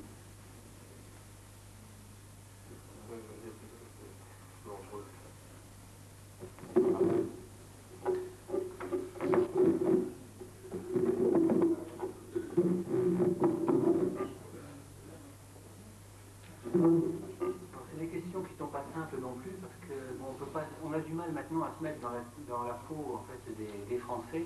Enfin, j'entends des Français, je ne sais pas si on peut dire à part entière, mais bon, dans la mesure où on est devenu musulman, on n'a plus peut-être cette perception, la même perception de la vie que les Français qui n'ont pas eu ce bonheur de connaître l'islam. Alors, ce qui nous apparaît quand même, et ce qui est évident, c'est que chez les Français, en règle générale, actuellement, il y a une recherche du plaisir sous toutes ses formes. C'est-à-dire qu'ils cherchent tous les moyens possibles et imaginables pour se faire plaisir. Que ce soit au niveau de manger, il faut toujours manger quelque chose. Si on n'a pas bien mangé, chez un Français, c'est comme si on n'a pas mangé. Si on n'a pas bien mangé, c'est comme si on n'a pas mangé. Ensuite, au niveau des loisirs, bon, le français, enfin, je parle de français, c'est surtout peut-être au niveau de la culture occidentale, bon, recherche à avoir de plus en plus de loisirs, pourtant il s'ennuie de plus en plus. C'est-à-dire qu'il fuit de plus en plus le travail, il veut la réduction des horaires de travail, un certain nombre de choses pour avoir des loisirs. Bon, et ensuite il se crée un certain nombre de choses pour occuper ses loisirs parce qu'il s'ennuie. Alors il y a un certain nombre de choses, la télévision, il y a le cinéma, il y a un certain nombre de choses qui lui permettent de passer le temps. Et bon, des jeux, etc. Bon, il y a énormément de choses qui permettent donc aux Occidentaux de perdre leur temps. Il n'y a pas d'autre mot. Bon, au niveau des vacances, au niveau de quoi que ce soit, bon, moi j'ai pas pris de vacances depuis une quinzaine d'années. Les seules vacances que je me suis octroyé, c'était l'année dernière je me suis rendu avec un frère marocain qui m'avait invité chez lui dans sa famille. Je n'avais pas pris de vacances depuis 15 ans, depuis que j'étais devenu musulman. Parce que j'en ressentais pas le besoin. Parce que je n'ai pas besoin de fuir quelque chose, parce que je suis bien. Dans tous les instants de ma vie de tous les jours, je me réalise, je suis bien, je n'ai pas besoin de chercher autre chose pour dire de m'évader. Alors que chez les Français, le mois de vacances c'est sacré, il faut qu'on cherche donc à se satisfaire pour se régénérer, parce qu'on perd son temps pendant le reste de l'année. On est obligé de travailler pour dire, et on attend péniblement la retraite pour dire de pouvoir goûter en fait donc d'une liberté rémunérée, pour dire de pouvoir à nouveau chercher à occuper ce temps parce qu'on aura trop de loisirs, on ne saura pas quoi faire. Donc c'est un cercle vicieux et ils ne peuvent pas s'en sortir. Bon, au niveau de l'anxiété, moi je ne sais pas franchement exactement la portée de la question. Je ne sais pas si c'est l'anxiété en fait vis-à-vis de l'islam ou vis-à-vis de la vie en général. Je ne sais pas ce que... La question c'est est-ce qu'on sent que ces gens-là sont à la recherche de quelque chose? Je me rappelle une fois, j'ai travaillé dans un centre aéré, j'ai discuté avec le directeur de ce centre aéré, il m'a dit carrément comme ça, bon écoutez, vous le tiers-mondiste, il ne faut pas nous suivre. Nous sommes déjà dans une impasse. Bon, on a demandé un peu d'explication. Il a dit, bon, écoutez, l'homme occidental, il cherche le bonheur. Qu'est-ce que c'est ce bonheur? Pour lui, il a dit que le bonheur se résume en 4 choses. Je crois que le frère Youssef, il a bien cité quelques exemples. C'est-à-dire avoir beaucoup d'argent, avoir une très belle femme, avoir comment dirais-je, les moyens pour se distraire, le moyen le plus sophistiqué, le plus avancé, que ce soit sous forme de voiture, sous forme de, c'est pas de loisir quoi. Et puis avoir une belle résidence pour se montrer qu'on est heureux quoi dans la vie. Alors il a dit que finalement, on est arrivé à avoir tout ça. C'est facile. Bon, on a de l'argent, on peut changer la femme, cette fois-ci, bon, ça ne me plaît pas, je vais aller avec une autre, ainsi de suite. Et puis bon, on a eu ces moyens-là. Mais la grande surprise, c'est que nous ne sommes pas heureux. Pourquoi? Parce qu'il a des questions qui s'arrivent, elles s'ajourent toujours, elles reviennent à l'esprit, on n'arrive pas à trouver une réponse satisfaisante, et ainsi de suite, quoi. C'est-à-dire qu'elle fêtera, elle revient à sa surface petit à petit, à chaque fois ça dépend des événements, que les gens qui ont vécu, ça fait les choses, ça fait remettre en question un peu la notion de la vie, la notion un peu de... Ils sont à la recherche de quelque chose, ils veulent être, comment dire, être stable, chercher la stabilité si on peut dire, mais ils ne la trouvent pas. Alors peut-être, c'est ça la question dans ce but-là, ces gens-là, ils sentent peut-être en eux-mêmes qu'il y a quelque chose qui leur manque. Est-ce que vraiment ça existe ou pas? Parce que nous, avec l'iman, alhamdoulilah, on croit que vraiment c'est quelque chose d'extraordinaire. C'est un soulagement à nos maux et à nos difficultés. On peut s'accrocher à Allah subhanahu wa ta'ala en comptant sur sa miséricorde bien sûr, et sa capacité, et son pouvoir, et son vouloir, pour être bien avec soi-même, avec l'autre vie, avec Allah subhanahu wa ta'ala. Alors ces gens-là qui ne sont pas croyants du tout, est-ce qu'il y a une certaine nécessité? Est-ce qu'il leur manque quelque chose? Peut-être qu'ils ne le disent pas, mais ils le disent d'une manière indirecte. C'est ça la question. Oui, mais enfin, c'est une question qui répond aussi peut-être à la question en elle-même, intrinsèquement. Parce que bon, je ne sais pas comment bien résumer, en fait ça c'est tout à fait ce que dit le Coran, lorsque on dit وَالَّذِينَ كَفَرُوا يَتَمَتَّعُونَ وَيَأْكُلُونَ كَتَأْكُلُ الْأَنْعَامِ. C'est-à-dire que les gens qui mécroient, les mécréants, en fait, ils cherchent à jouir des choses de ce monde. En fait, ils cherchent la jouissance des choses. Et, comment dire, et ils mangent comme mangent les bestiaux. En fait, c'est-à-dire, en fait, c'est réduit à des instincts animaux. Et en fait, donc, c'est ce que je disais tout à l'heure, c'est que c'est la recherche de la satisfaction des plaisirs des sens. C'est-à-dire de tous les sens possibles et imaginables, de manière à ce qu'il y ait une satisfaction totale. Et c'est vrai parce que cette satisfaction, ils la recherchent. Pourquoi? Parce qu'ils ne croient pas en l'au-delà. Donc pour eux, ils veulent réussir cette vie parce qu'ils pensent qu'il n'y a que celle-là. Donc pour eux, il faut que cette vie soit complète, en fait, il faut qu'on en profite parce qu'on n'est pas là pour longtemps. C'est ça la formulation.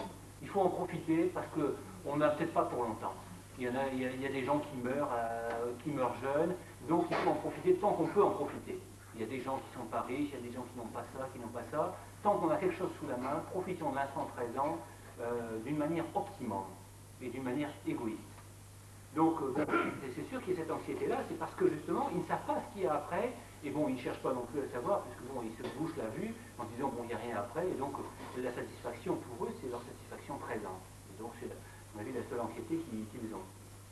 Alors, je cite l'exemple, par exemple, le frère Bright Bent, là, qui a embrassé l'islam en l'année 88, il a dit que quand j'ai compris que dans l'islam, il y a cette notion d'égalité, de jugement, que Allah subhanahu wa ta'ala va juger tout le monde, le jour de la Qiyamah, il a dit que لما سمعت وعلمت بهذا اطمأن قلبي.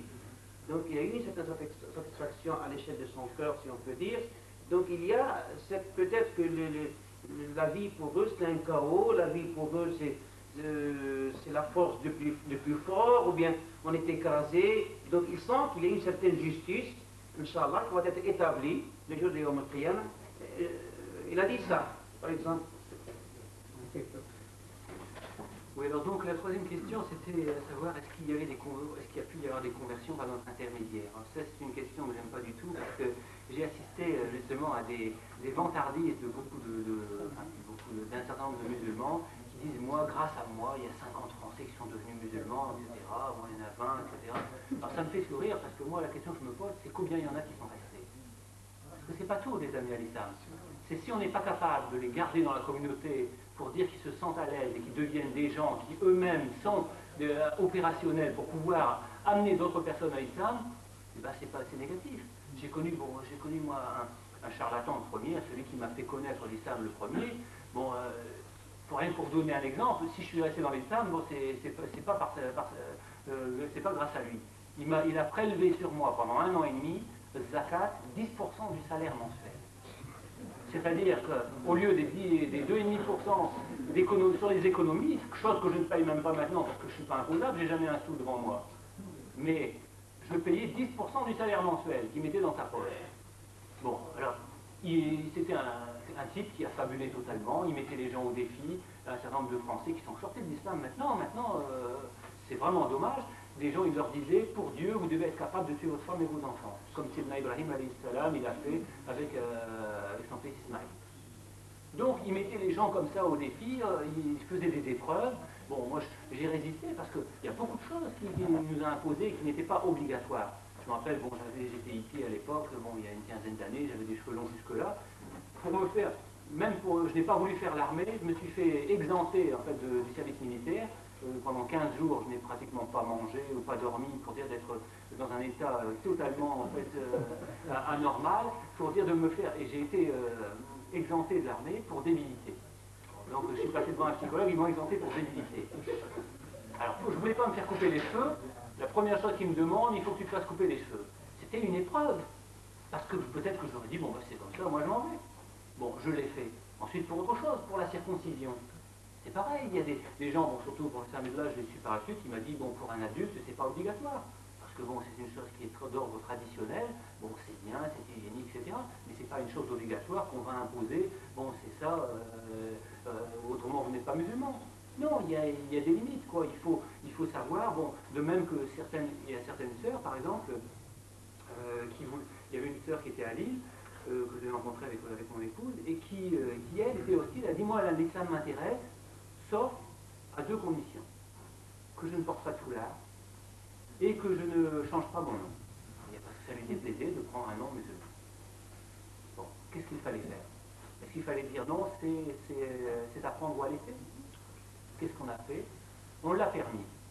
C'est-à-dire que, et pendant plusieurs mois, pour finir, ensuite, lorsque je rendais, c'était à Lille, j'habitais à Calais à l'époque, à une centaine de kilomètres de là, quand j'allais leur rendre visite, chez elle et son mari, eh bien, rien que par respect pour moi, elle mettait un foulard. Et ensuite, bon, elle a continué à le mettre, bon, à tel point qu'elle le met définitivement, et ensuite, mon épouse a reçu une lettre signée Moumina, qu'elle avait changé son nom d'elle-même. Et c'était venu d'elle-même. Donc en fait, il faut attendre à chacun son évolution. Là, il y a un frère aussi, bon, qui est par hasard, en fait, entre guillemets, qui est devenu musulman. J'ai reçu une lettre extraordinaire de ce frère, c'est dommage que je ne l'ai pas amené. Il habite à Neuf-Brisac, c'est dans l'Est. Bon, eh bien, il a simplement, en voyant les émissions Connaître l'Islam, pourtant c'est pas une merveille, parce que bon, on aurait beaucoup de choses à en dire, mais rien qu'en voyant les émissions, il a décidé de se convertir à l'islam. Et vraiment, il demandait, en fait, dans sa lettre, il demandait comment est-ce que je dois me convertir à l'islam, alors que déjà, il faisait la shahada, etc. Bon, il professait totalement, en fait, l'islam. Donc, il demandait est-ce que je dois me faire circoncire, est-ce que je dois changer mon nom, etc. Bon, il était prêt à tout. Bon, il y a un certain nombre de personnes qui sont comme ça, mais d'un autre côté, il y a des personnes qui sont sensibles, qu'il faut ménager jusqu'au point où d'elles-mêmes, elles vont venir. Il ne faut pas non plus laisser les gens trop longtemps, parce que comment après ils se disent, bon bah moi je ne suis pas assujetti à ça, et on trouve des exemples où on a des gens de nos fameux grands penseurs musulmans, enfin, disons penseurs d'un côté et musulmans de l'autre, c'est pas forcément penseurs musulmans, qui viennent à dire donc on pratique mais pas dans les formes, enfin, je ne sais pas, mais on pratique mais pas dans les formes, c'est-à-dire que bon, on ne pratique pas du tout. C'est-à-dire on vit un islam théorique. Donc a priori, il faut savoir ménager les gens, mais il faut savoir aussi les suivre pour dire que petit à petit ils fassent des progrès et qu'ils soient amenés donc à arriver au niveau de tout le monde. Et on a chacun à faire des progrès. Alors donc, ensuite je terminerai au sujet des difficultés avec les non-musulmans. Bon, il y a un certain nombre de difficultés, mais seulement l'approche est différente selon les individus. C'est-à-dire qu'il faut déjà, en fait, de but en blanc, on ne peut pas délivrer un message comme ça, bon, carré, bon, il faut... j'ai vu, par exemple, les témoins de Jéhovah, ils ont un message qui est destiné aux musulmans, ils ont établi un texte Et carrément, c'est des phrases toutes faites. Lorsqu'ils arrivent chez un musulman, ils commencent à citer ça, en fait, de mémoire, pour dire d'amener les musulmans, en fait, à les berner, pour leur dire, vous savez, on a des prophètes en commun, etc., Ibrahim, l'Islam, bon, pour amener les gens, en fait, pour essayer de les tromper. Bon, on ne peut pas utiliser cette forme de langage, parce que de toute façon, ça se sent, et c'est pas spontané. Il faut qu'on adapte notre dialogue, notre vocabulaire à chacun, et qu'on puisse satisfaire chacune des personnes en fonction de ses propres aspirations.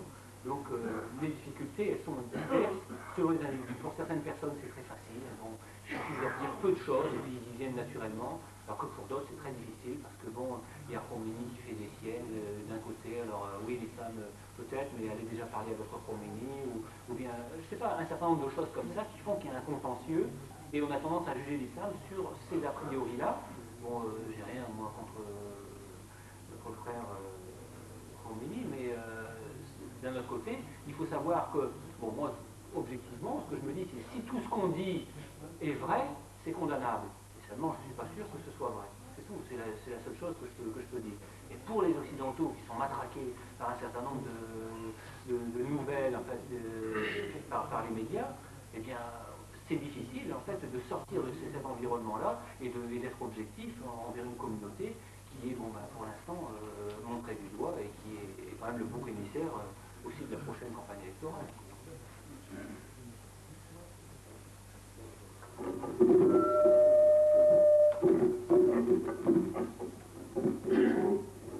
Donc, je vais aussi répondre succinctement aux questions que Frère nous a posées sur le fait déjà de ce que recherche l'homme occidental et est-ce qu'il recherche quelque chose.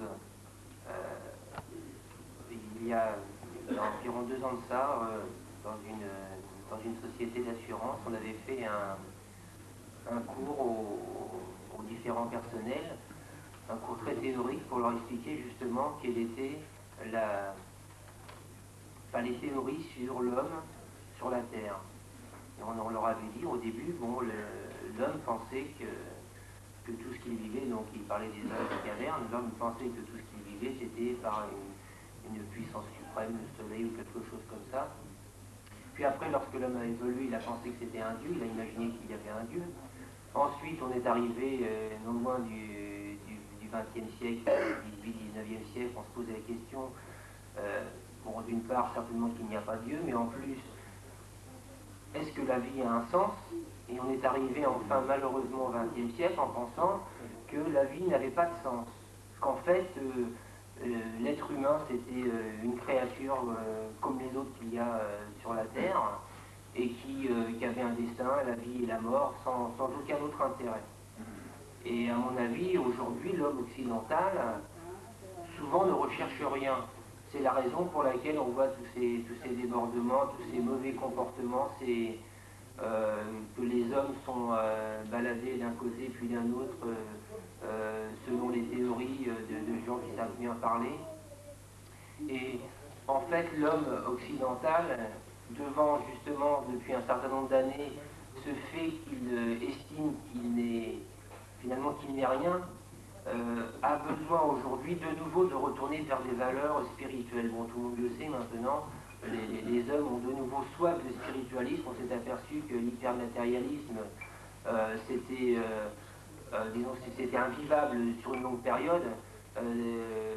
Les 30 dernières années où on pensait s'être complètement libéré en fait de tous les problèmes spirituels. Bon, en plus pour la France avec mai 68, on disait ça y est, l'être humain s'est complètement libéré. Ce qui compte en fait, bon, c'est des principes dits naturels parce qu'on a bien caché tout ce qui était religieux derrière ce mot nature, en faisant croire aux hommes que tout ce qui se passe dans l'univers c'est grâce à la nature, mais personne n'est capable d'expliquer ce qu'est la nature. Sauf ceux qui disent c'est le hasard de l'univers plus la nécessité. Quelque chose que, si on y réfléchit bien, c'est en fait totalement incompréhensible et illogique. Et à mon avis, aujourd'hui, l'homme occidental ne recherche rien. Bon, erre à gauche, à droite, aussi bien dans les bonnes choses, parce que bon, il y a quand même, par exemple, les théories humanistes, en fait, qui ont vu le jour ces dernières années, qui sont le fait de dire nous on croit en l'homme, Donc comme on croit en l'homme, on va le respecter, c'est quand même une créature qui est différente des autres créatures. C'est pas un vulgaire animal comme les autres, on se rend bien compte qu'il a un comportement différent, qu'il réfléchit, qu'il ne vit pas uniquement par instinct, ce qu'on avait fini presque par croire en 68. La seule chose c'est qu'on avait en plus un cerveau pour réfléchir, mais on avait toutes les choses instinctives à satisfaire. Et aujourd'hui, on a cette théorie humaniste qui est beaucoup développée, justement, à mon avis aussi, pour contrecarrer en fait les religions, puisqu'on dit, bon, on croit en l'homme, donc on vit pour l'homme, puis après on mourra, bon, ben, c'est l'obligation de toutes les créatures. Et cette théorie-là, bon, va en fait à l'encontre va contre en fait les religions, parce qu'en fait la religion, on dit finalement, on ne vit pas pour rien, on vit en fait par la grâce de Dieu. Les gens nous oublient tous qu'ils ont un cœur qui bat dans leur corps, et que ce cœur, c'est pas eux qui à chaque seconde pensent à le faire fonctionner. Il ne fonctionne pas tout seul, ce cœur. Et par ce fait-là, les hommes aujourd'hui, de cette situation où où ils ne donnaient plus aucun sens à la vie, recherchent maintenant des théories spirituelles. Il y en a de toutes sortes sur la terre. On sait aussi que vers la fin du monde, dans les hadiths du prophète sallallahu alayhi wa sallam, il y aura beaucoup de religions qui se seront établies sur la terre, beaucoup de sectes. On a beaucoup de possibilités de croyances aujourd'hui. Bon, pour notre part, quand on pratique l'islam, c'est clair et c'est net. Les autres religions sont souvent beaucoup moins claires et même très souvent très très obscures. Et l'homme aujourd'hui a soif donc justement de cette croyance que, on peut revenir là-dessus, que nous pouvons leur apporter par les contacts et surtout par le comportement, avant tout par le comportement qu'on peut avoir vis-à-vis des hommes occidentaux. Si vous voyez, regardez, un exemple, les Américains ne croient en rien, ils font les pires des sottises. Pourtant, le modèle américain, c'est un modèle qu'on regarde avec admiration. Quand vous dites un Américain vit en France, il dit moi je suis américain, tous les gens sont admiratifs devant lui en ayant l'impression, je ne sais pas, que c'est Dieu ou quelque chose comme ça. Pourquoi? Parce que les États-Unis ont su faire valoir en fait une image de marque de qualité. Même si aujourd'hui on s'aperçoit que c'est pas vrai, je crois qu'il y a un meurtre toutes les minutes à New York, enfin, il y a les pires des choses, il y a les gens qui se droguent, les gens qui se suicident, etc.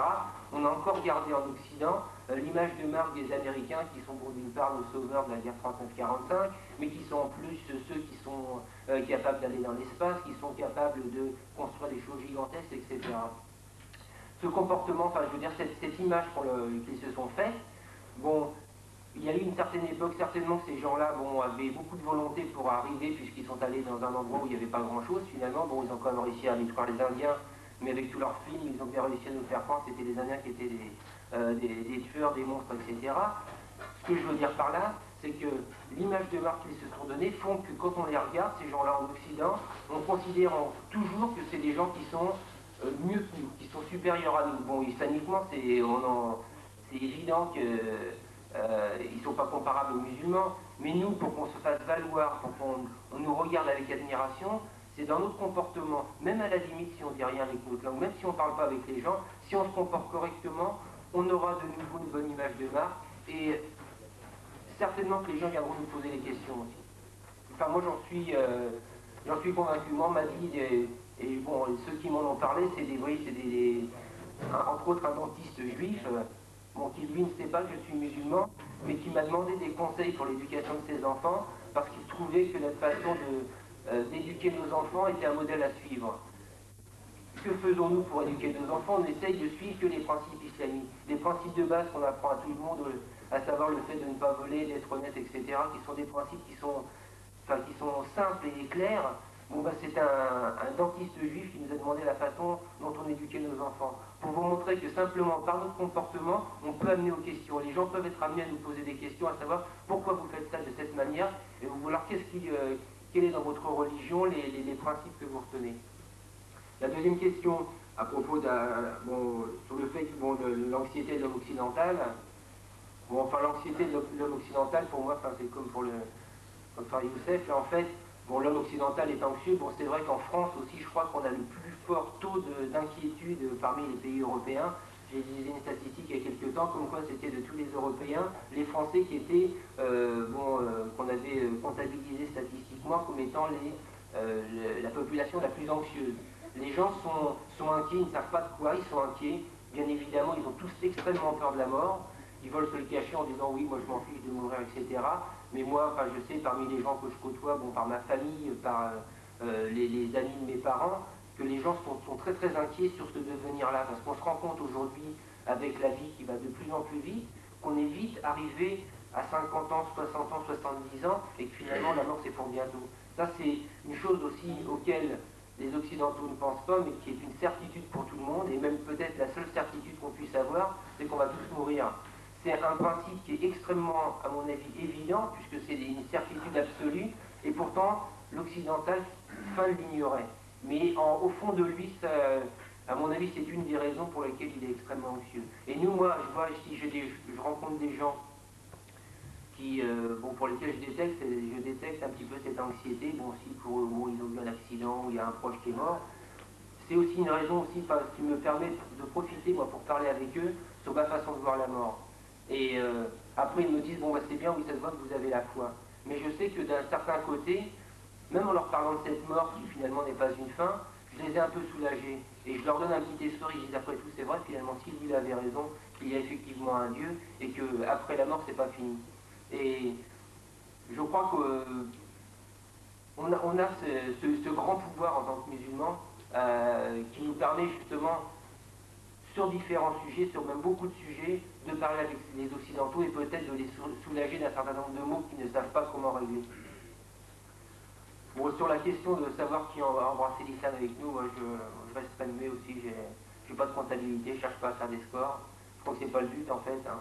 Et bah, là, si même je veux dire, même parmi nous, enfin parmi tous les frères qui sont ici, peut-être même qu'il y a des gens qui ont embrassé l'islam parmi quelques-uns d'entre vous sans que vous le sachiez, parce que vous aurez dit une seule fois une parole qui aura touché quelqu'un, et que vous ne l'aurez jamais revu, et peut-être qu'il aura embrassé l'islam quelques temps après sans que vous le sachiez. Donc on est tous, si on fait un peu d'effort, on est tous des gens qui pouvons convertir de façon puissante, sans même le savoir, parce qu'en fait c'est la volonté de Dieu après. Vous pouvez parler de l'islam pendant des années à quelqu'un et qu'il n'embrasse jamais l'islam, et vous direz un seul mot à une autre personne et il deviendra musulman.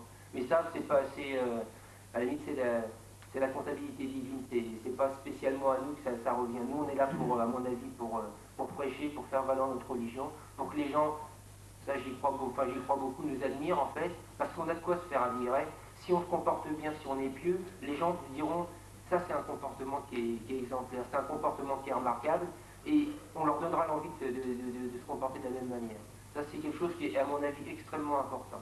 Et à tous les niveaux on peut le faire, aussi bien au niveau, je pense, des écoles quand on a les enfants qui sont à l'école, qu'au niveau du travail, qu'au niveau du voisinage. Bon, islamiquement, on sait que les voisins, c'est quelque chose de très très important. Bon, ben, même vis-à-vis de ses voisins, c'est important d'avoir ce comportement qui musulman vise à leur égard, pour justement, comme disait le frère aussi, en France, c'est vrai quand quelqu'un vient chez vous, bon, si vous êtes en train de manger, ils vous regardent manger, malheureusement, c'est la vérité. Les Occidentaux sont persuadés qu'ils ont vraiment le meilleur comportement, qui sont au niveau de la civilisation, qui font partie des plus évolués. C'est vrai qu'on dit partout dans toutes les revues économiques que la France a fait partie des grands pays industrialisés, mais on oublie, quand on fait cette comptabilité-là, qui est une comptabilité ou financière ou en nombre de buildings ou d'immeubles qui ont pu être construits, ou au nombre de vaches laitières qu'on a en France, j'en sais rien, on oublie complètement le comportement social et humain, parce qu'il ne faut pas oublier qu'avant tout on est des êtres humains, on est des êtres humains qui ne sont pas faits pour vivre non plus complètement isolés et tout seuls, on est fait pour vivre les uns avec les autres. Et moi je vois à mon travail par exemple, lorsque mon patron ne voit que ce qui est rentabilité, alhamdoulilah, j'ai réussi à lui faire comprendre que le contact humain c'était aussi quelque chose d'extrêmement important, qu'on vivait quand même 8 heures par jour ensemble, il ne faut pas le négliger ça, et que on n'est pas simplement des machines à produire, on est aussi des gens qui avons besoin de communiquer entre nous, qui avons besoin d'échanger nos idées, même si on a des idées différentes, et peut-être justement par ce biais-là aussi faire valoir aussi notre façon de vivre, notre façon de pratiquer l'islam. Enfin, pour la difficulté primordiale, pour mettre en appétit, si on peut dire, les non-musulmans, en fait, je ne crois pas qu'on puisse parler de difficulté, à savoir que c'est vrai que chaque personne va embrasser l'islam d'une manière qui lui est tout à fait particulière, mais ce que moi, nous on essaye de faire, c'est de saisir toutes les occasions. Quand on est musulman, on pense tout le temps à Dieu, on essaye d'y penser le plus possible. Chaque chose, on doit essayer d'y penser. Même si je vois des prises électriques, là, bon, les Occidentaux diront, ouais, ça c'est la technologie des hommes, ils sont vraiment extraordinaires.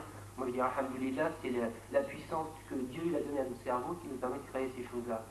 Et à travers ça, tous les moyens sont bons, en fait, pour arriver à discuter avec quelqu'un. Même le fait de dire ça, si vous discutez avec des Occidentaux, quand ils vont vous dire, oui, la technologie c'est extraordinaire, etc., mais vous pourrez lui dire, vous savez, le cerveau c'est vraiment...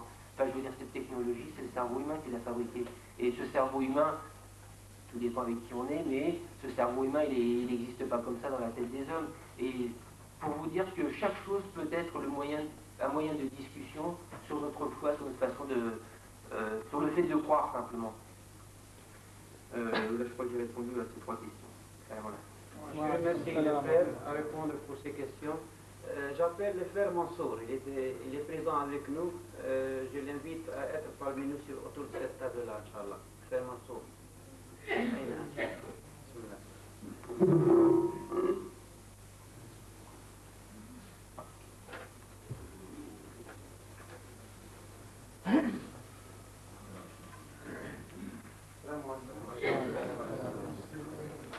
نرحب بأخونا منصور إن شاء الله، وهو الآن يبذل جهد كبير في تعلم العربية.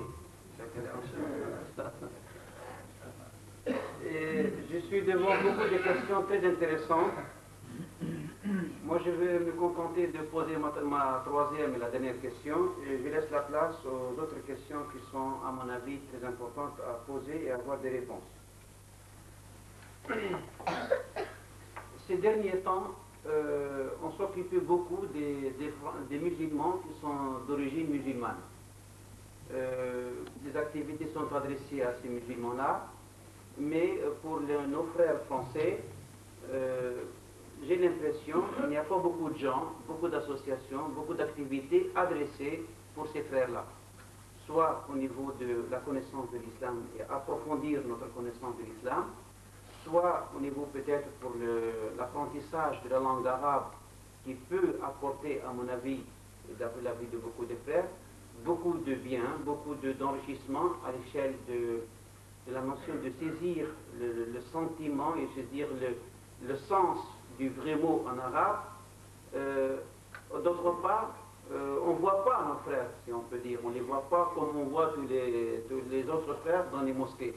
Alors, d'autres questions qui se posent, par exemple, je commence par celle-là, ils disent que les Français ou des Occidentaux convertis déjà, oui, mais il ne faut pas oublier que ça regroupe tant des bons pratiquants que les mauvais. En fait, bon nombre de ces nouveaux musulmans sont en bien de faux soufis, ou au sens charlatanistique, ou bien de vrais extrémistes, voire même des femmes qui n'ont même pas le souci de porter le voile.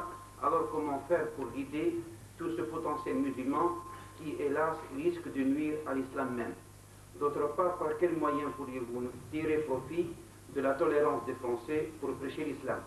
Je fais allusion bien sûr aux gens qui prennent leur islam par l'intermédiaire d'un cheikh, qui ne peuvent croire que ce que dit le cheikh lui-même. Alors, moi je complète, j'ai fini la deuxième moitié des questions. Sentez-vous que nos frères français, ils ont besoin d'une certaine éducation islamique, comme il a fait le prophète Mohammed sallallahu alayhi wa sallam avec ses compagnons, de vivre l'islam vraiment en groupe, en communauté, et de vivre comme il faut. Et êtes-vous, ou bien est-ce que vous avez fait quelques essais dans ce domaine-là? Comment vous voyez comment dirais-je, au niveau de nos frères français musulmans, de concrétiser ce sentiment et cette notion de jama'a, le groupe, comme il a fait le Muhammad sallallahu alayhi wa sallam, au lieu de vivre éparpillé, chacun à sa manière, de ne pas s'intéresser à l'intérêt de l'islam avant notre intérêt personnel, et petit à petit, Inch'Allah, créer de nos frères une sorte de umma, de nation bien solide, bien forte ici en France. Si on peut commencer par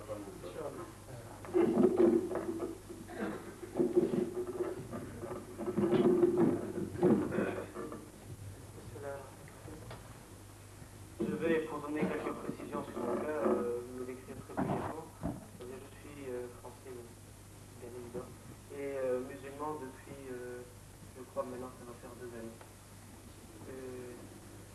Ces 2 années, oui, à peu près, c'était pendant le mois de Shawwal du mois de Ramadan, le mois de Shawwal de l'année d'avant celle-là, donc depuis 2 années.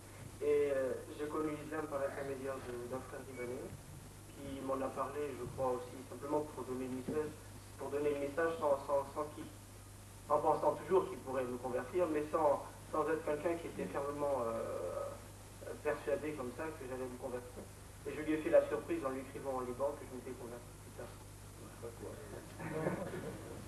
Et j'habite à Antony, dans une cité, à la cité universitaire d'Antony, et j'ai la chance dans cette cité, j'ai eu la chance tout de suite de prendre des contacts avec des musulmans qui vivent à Antony, qui sont nombreux. Il y a 2 types de musulmans à Antony qui se rencontrent, mais qui ne vivent pas tout à fait au même endroit. Il y a d'une part les musulmans qui habitent à la cité universitaire, qui sont des étudiants pour la plupart, et qui sont des musulmans en général tous d'origine étrangère. Je suis, je crois, le seul français dans la cité qui soit français. Le seul, musulman dans la cité qui soit français. Et d'autre part, Antony, il y a des frères français d'origine française, de la famille de M. Routy, par exemple, ou de la famille de M. Pelletier. Je ne sais pas exactement si vous connaissez. Ce sont eux, par contre, des Français. Et tous ces gens, plus ou moins, se retrouvent en tout cas pour faire le Jumu'ah à la mosquée, et dans la mosquée de la cité universitaire. Et dans cette cité universitaire, il y a beaucoup d'étrangers. Donc quand j'ai connu l'islam avec des étrangers. Et mon premier intermédiaire était un Libanais, et ceux qui ont suivi étaient des gens qui venaient d'horizons très divers. Ça pouvait être à la fois des Marocains, des Algériens, des Tunisiens, des Libyens, des Égyptiens, j'ai fait un peu le tour de la Méditerranée comme ça. Et même des Africains, ou encore plus lointainement des Indonésiens. Et donc, très rapidement, je pense que j'avais cette chance-là, alhamdoulilah, de ne pas être baigné dans un contexte culturel, par exemple, soit marocain, soit libanais, soit français, mais de pouvoir bénéficier d'enseignements sur l'islam qui venaient d'horizons très divers. Et si parfois il manquait un petit peu de cohérence, donc il fallait essayer de trouver une synthèse entre tous ces enseignements, vous avez l'avantage d'offrir beaucoup de largeur d'esprit, de grandeur d'esprit large. Alors, il est vrai que pour mon cas, le problème s'est posé dans des termes un petit peu différents. Pour apprendre l'arabe, par exemple, que je recommande bien évidemment et très fermement à tous les musulmans français et tous les musulmans d'ailleurs, quels qu'ils soient, que ce soit des musulmans indonésiens ou des musulmans, tous nos frères africains, il est vraiment très, je pense, plus que recommandable d'apprendre l'arabe. Pour des raisons qui n'échappent à personne, la connaissance des textes sacrés se fait d'une manière plus évidente. De plus, l'accès à tous les hadiths du prophète Mohammed sallallahu alayhi wa sallam se font d'une manière plus facile en arabe, et une importante part de la littérature est écrite en arabe, et donc ça facilite beaucoup l'étude de l'islam. Donc, pour l'étude de l'arabe, à Antony, le problème peut se résoudre facilement, parce que je vis au contact de personnes qui connaissent en général bien l'arabe, et qui peuvent me renseigner, qui peuvent répondre à mes questions. J'habite même dans une chambre avec un voisin qui est marocain, qui est très frère également, et donc qui me répond dès que j'ai besoin d'un quelconque détail. Alors je suis en train de lire le Coran al-Karim, je peux lui poser des questions, lui dire mais je ne comprends pas ce terme-là. Si par exemple le terme n'est pas bien expliqué dans un dictionnaire, et la plupart des cas. Donc je peux lui poser immédiatement la question, il saura me donner des références en arabe, me ressortir sa sœur en arabe. Donc pour moi, alhamdoulilah, j'ai cette chance-là. Donc, mais pour envisager pour d'autres Français, je ne peux pas leur conseiller de venir habiter en Tunisie. C'est vraiment une chance d'habiter à cet endroit-là. Je crois qu'on peut pas le dire. Je crois qu'il faut malgré tout en tirer de cette position-là un enseignement. C'est-à-dire que pour des Français, il faut sans doute essayer de rechercher beaucoup à rencontrer, à vivre éventuellement, avec des personnes d'origine étrangère. C'est-à-dire de rencontrer d'une part beaucoup de cultures, c'est-à-dire culture bien évidemment islamique, mais islam par exemple, tel qu'on le vit au Maroc, l'islam tel qu'on le vit au Liban, tel qu'on le vit en Afrique noire, je veux dire. Essayer par là même d'apprendre l'islam, d'apprendre les formes de l'islam et d'apprendre la langue arabe. Je ne sais pas, il y avait d'autres points qui étaient abordés en plus. En plus de l'étude de la langue arabe, il y avait l'étude de la notion de la communauté. Donc, la notion de à Antony se fait d'une manière un petit peu simple, mais très locale. C'est-à-dire que, enfin locale, en tout cas, jusqu'à présent pour moi, c'est la première fois, à vrai dire, que je sors un petit peu d'Antony et du cadre d'Antony pour ce qui est par exemple de Qiyam al-Layl. Donc, à Antony, il y a effectivement une petite communauté qui vit sur elle-même et dans laquelle on développe beaucoup de choses. Alhamdulillah, par exemple, on fait du sport ensemble, c'est pas un cas isolé, bien évidemment, c'est pas une chose qui se retrouve par ailleurs à Antony. On fait du sport ensemble, on étudie, on lit du Coran ensemble, on fait beaucoup d'activités, on se retrouve à l'occasion de réunions comme celle-ci. Et se connaissant beaucoup, se retrouvant beaucoup, on a l'occasion par l'intermédiaire de tout un tas d'actes, ne serait-ce qu'en faisant du sport, de se rappeler la religion, de comprendre certaines choses. Et si vous voulez, même si l'objet de la réunion, par exemple la réunion sport, n'est pas l'objet de l'islam, il est évident que la notion de Ummah et le fait qu'on soit ensemble fait qu'on apprend beaucoup de choses sur la religion et sur la manière de vivre ensemble, qui est capitale plus que parfois certaines activités qui consistent à se retirer dans un coin, uniquement par exemple pour étudier et en fait essayer de rechercher par les livres quelque chose qui se trouvera très facilement par la discussion et par le contact avec ce que nous voulons.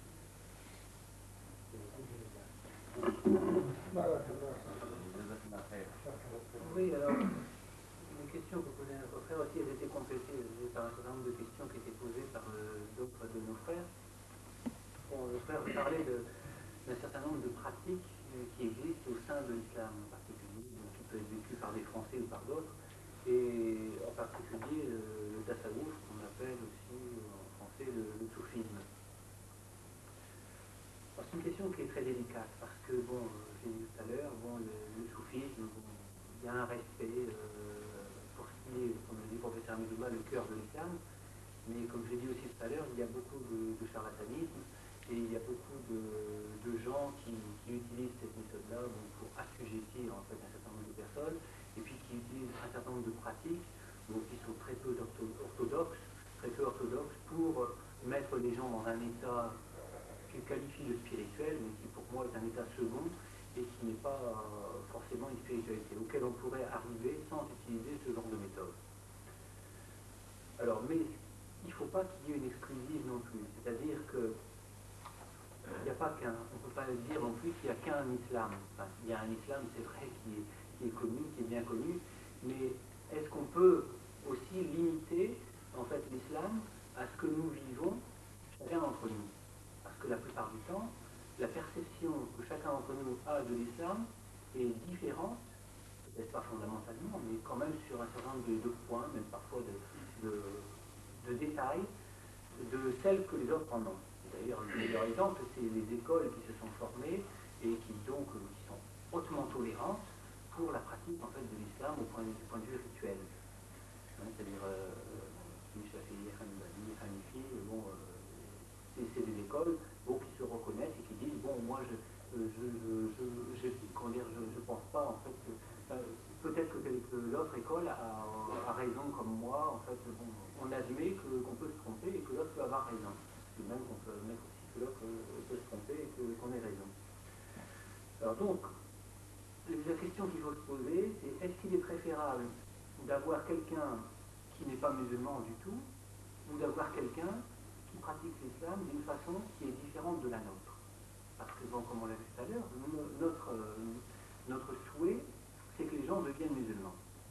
Moi, je prends l'exemple très terre à terre, parce que je retrouve ça en fait dans les questions, en particulier en fait, ils disent, bon, au niveau de ce que je proposais tout à l'heure, de la notion de marketing, etc., de faire connaître en fait l'islam comme un produit, etc., et qui dit, est-ce qu'il faut faire comme le Sina Omar, dire à l'homme qu'il peut devenir musulman en continuant à boire, et on pense pas, cette personne-là ne pense pas qu'il faut agiter les gens à l'islam sans faire les premiers devoirs.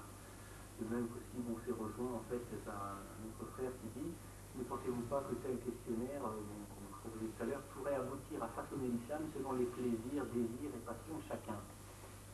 En fait, c'est sûr que c'est vrai, il peut y avoir certains de ces travers-là, c'est-à-dire que, bon, c'est pas une méthode non plus, ce que je propose, c'est une avancée pour dire qu'on puisse réaliser quelque chose qui puisse plaire en fait aux Français. C'est pas aménager l'islam, c'est-à-dire qu'il ne faut pas préparer un produit qui puisse plaire aux Français, mais il faut plutôt essayer de présenter le produit, en fait, l'islam, comme sous ses meilleurs aspects, pour, je parle meilleur en fait dans le sens des aspects les plus acceptables, pour que ça soit accepté plus facilement par une population qui ne sait pas ce que c'est que l'islam.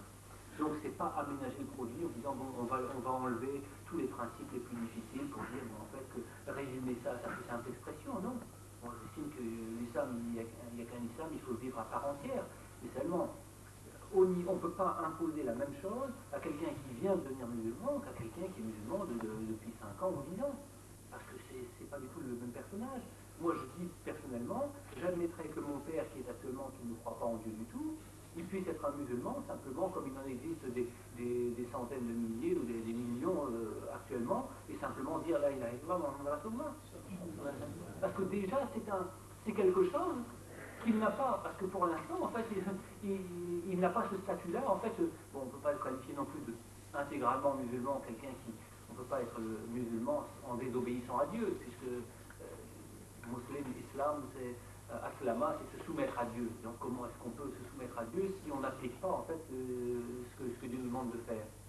Par contre, bon, je sais pas moi, si on a un climat de sympathie parmi un certain nombre de personnes, même si quelqu'un bon, est devenu musulman, bon, mais qu'il est on a des exemples comme Roger Garaudy, etc., qui ne sont pas des exemples, des modèles de pratique, de vertu, et seulement bon, c'est des gens qui sont sympathisants, qui font avancer les choses.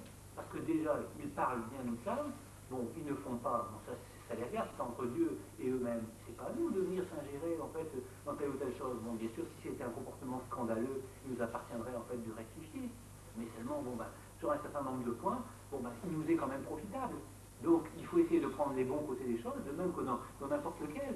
Bon, chez les soufis, bon, il y a peut-être une spiritualité qui est peut-être plus importante, enfin, ça Dieu seul le sait, et peut-être, bon, ils ont certains aspects que peut-être on n'a pas. Bon, au niveau je sais pas, de Jamaat Tabligh, ils ont certains principes aussi, bon, de discipline, comment dire, aussi de donner en fait leurs moyens, en fait, de leur argent, de leur personne pour pouvoir dépenser dans la voie de Dieu, de pouvoir, c'est pas donné à tout le monde. Quel est celui d'entre vous qui va partir en fait un week-end par mois pour dire d'aller en fait dans une ville, n'importe quelle ville de France, pour dire d'aller parler de l'islam? C'est bien joli, on va dire, oui, je m'établir, oui, c'est des gens, ils savent rien, et ceci, cela, mais il faut reconnaître qu'il y a un certain nombre de principes aussi qu'on n'a même pas nous. Donc, il faut savoir prendre dans chacun les qualités que cette personne a, de manière, on prend le meilleur en fait dans chacun d'entre nous.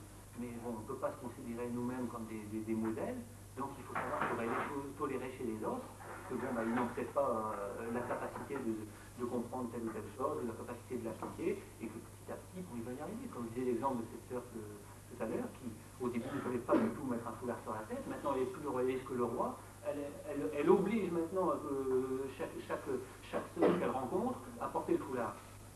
Elle a oublié complètement qu'elle-même, elle était résistante à ce genre de choses. Donc il faut se dire que bon, la tolérance, parfois, ça peut rendre service. Et que, bon, mais c'est pas pour autant, en fait, faire un islam à demi-tarif, à vitesse réduite, et tolérer ça. Bon, il faut l'admettre comme étant une tolérance pour le moment, un état statutaire, un état en fait qui permet non pas de stagner, mais bon, un état primaire qui permet ensuite d'être une base pour pouvoir évoluer. Et c'est dans ce sens-là en fait que je voulais opérer, simplement pour dire de faire connaître l'islam d'une certaine façon, il faut que ça ne puisse pas être rebutant. C'est surtout cet aspect-là.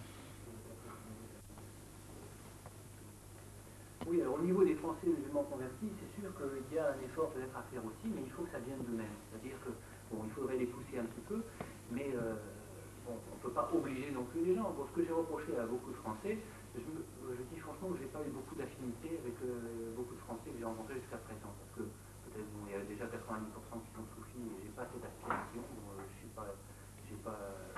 J'ai pas été touché par la grâce, je suis désolé.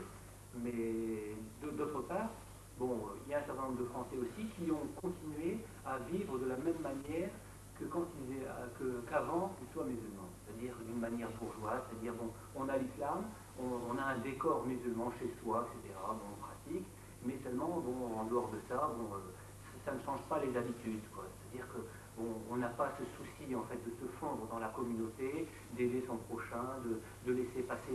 Parce que bon, foncièrement, bon, je dis un des grands défauts en fait des Français, c'est l'égoïsme. Ça, il faut le dire franchement, c'est qu'il y a un égoïsme assez profond et que bon, le Français aime avoir les choses et il n'aime pas les partager du tout. Ça, c'est à moi et c'est pas à l'autre. Ça, c'est depuis tout petit, c'est mes jouets, c'est mes affaires et ça, c'est cultivé, c'est totalement. Hein, c'est vraiment le culte de la propriété. Bon, alors bon.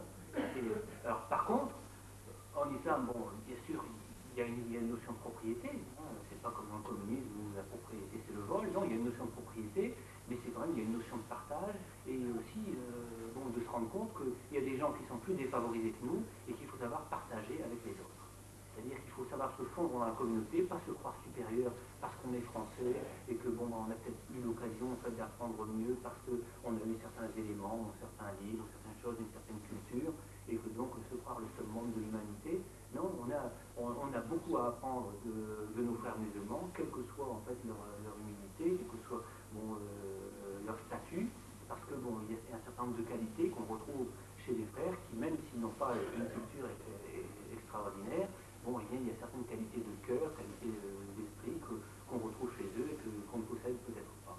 Donc, alors au niveau donc de ce que je dis, de mes rapports avec les Français, je n'ai pas trouvé d'aspiration parce qu'ils n'avaient pas ces motivations justement au niveau d'Arwa, c'est-à-dire de parler de l'islam et d'essayer de l'étendre, d'en parler autour d'eux à d'autres Français, c'est-à-dire ne pas se cantonner à vivre l'islam pour eux-mêmes en fait et uniquement, mais je sais pas, je me retrouve beaucoup plus dans des gens qui cherchent à faire des efforts pour se cultiver déjà eux-mêmes, pour dire, comme disait le frère tout à l'heure, dans l'arabe qui est une chose fondamentale, c'est une clé en fait pour pouvoir accéder à toutes les sciences islamiques, parce que bon, la plupart des écrits qui existent, bon, même s'il y a des traductions, c'est la plupart du temps des trahisons, parce que c'est une approche, mais ce n'est pas quelque chose qui est rigoureux. Mais, et d'autre part, bon, il faut savoir aussi bon, apprendre chez les musulmans, ne pas hésiter donc à se fondre dans la masse pour pouvoir apprendre au niveau donc de la loi islamique, d'un certain nombre de choses. Quoi. Il faut savoir s'isoler aussi pour ne pas subir d'influence de la part que ce soit de sa famille, surtout quand on devient musulman au début, subir l'influence de sa famille ou de ses amis, de ses proches, parce que automatiquement il y a des tiraillements au début lorsqu'on se convertit, et on cherche toujours bon, extérieurement à enlever en fait la personne qui s'est convertie de cette religion qu'il a atteinte. Et donc bon, il faut chercher, il faut trouver des moyens de s'éduquer pour dire d'être opérationnel, d'être compétent pour pouvoir parler de sa religion et pouvoir la rendre intéressante pour les autres de manière à ce qu'ils cherchent à nous ressembler.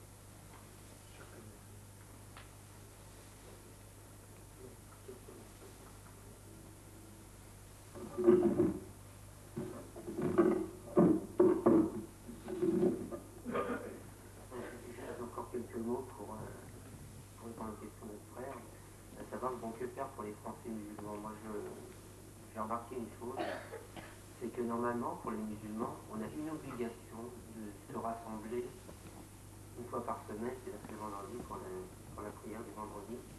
Et cette obligation, bon, alhamdoulilah, c'est le strict minimum pour que les musulmans en général se rencontrent. La plupart des mosquées qu'il y a à Paris ou en région parisienne, malheureusement, je dis malheureusement, le discours qui est fait le vendredi, et bon, la plupart du temps, il est en arabe, ou si on va dans une mosquée de etc. Mais il n'y a aucun endroit où on trouve des discours qui soient faits en français. Et ça, bon, je ne dis pas que les Français musulmans ne vont pas dans les mosquées. Moi, personnellement, je vois, bon, pendant un temps, j'allais dans la mosquée de Paris, puis après, je suis allé dans une mosquée qui se trouvait plus proche de mon travail, à savoir c'est une mosquée turque. Bon, très sincèrement, le discours du vendredi, je n'en profite absolument pas. je ne comprends pas suffisamment ni l'arabe et encore moins le turc pour pouvoir comprendre ce qui se dit dans le discours.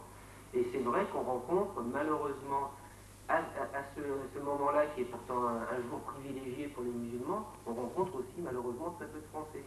Pourquoi? Parce que bon, on est un petit peu éparpillé un peu partout.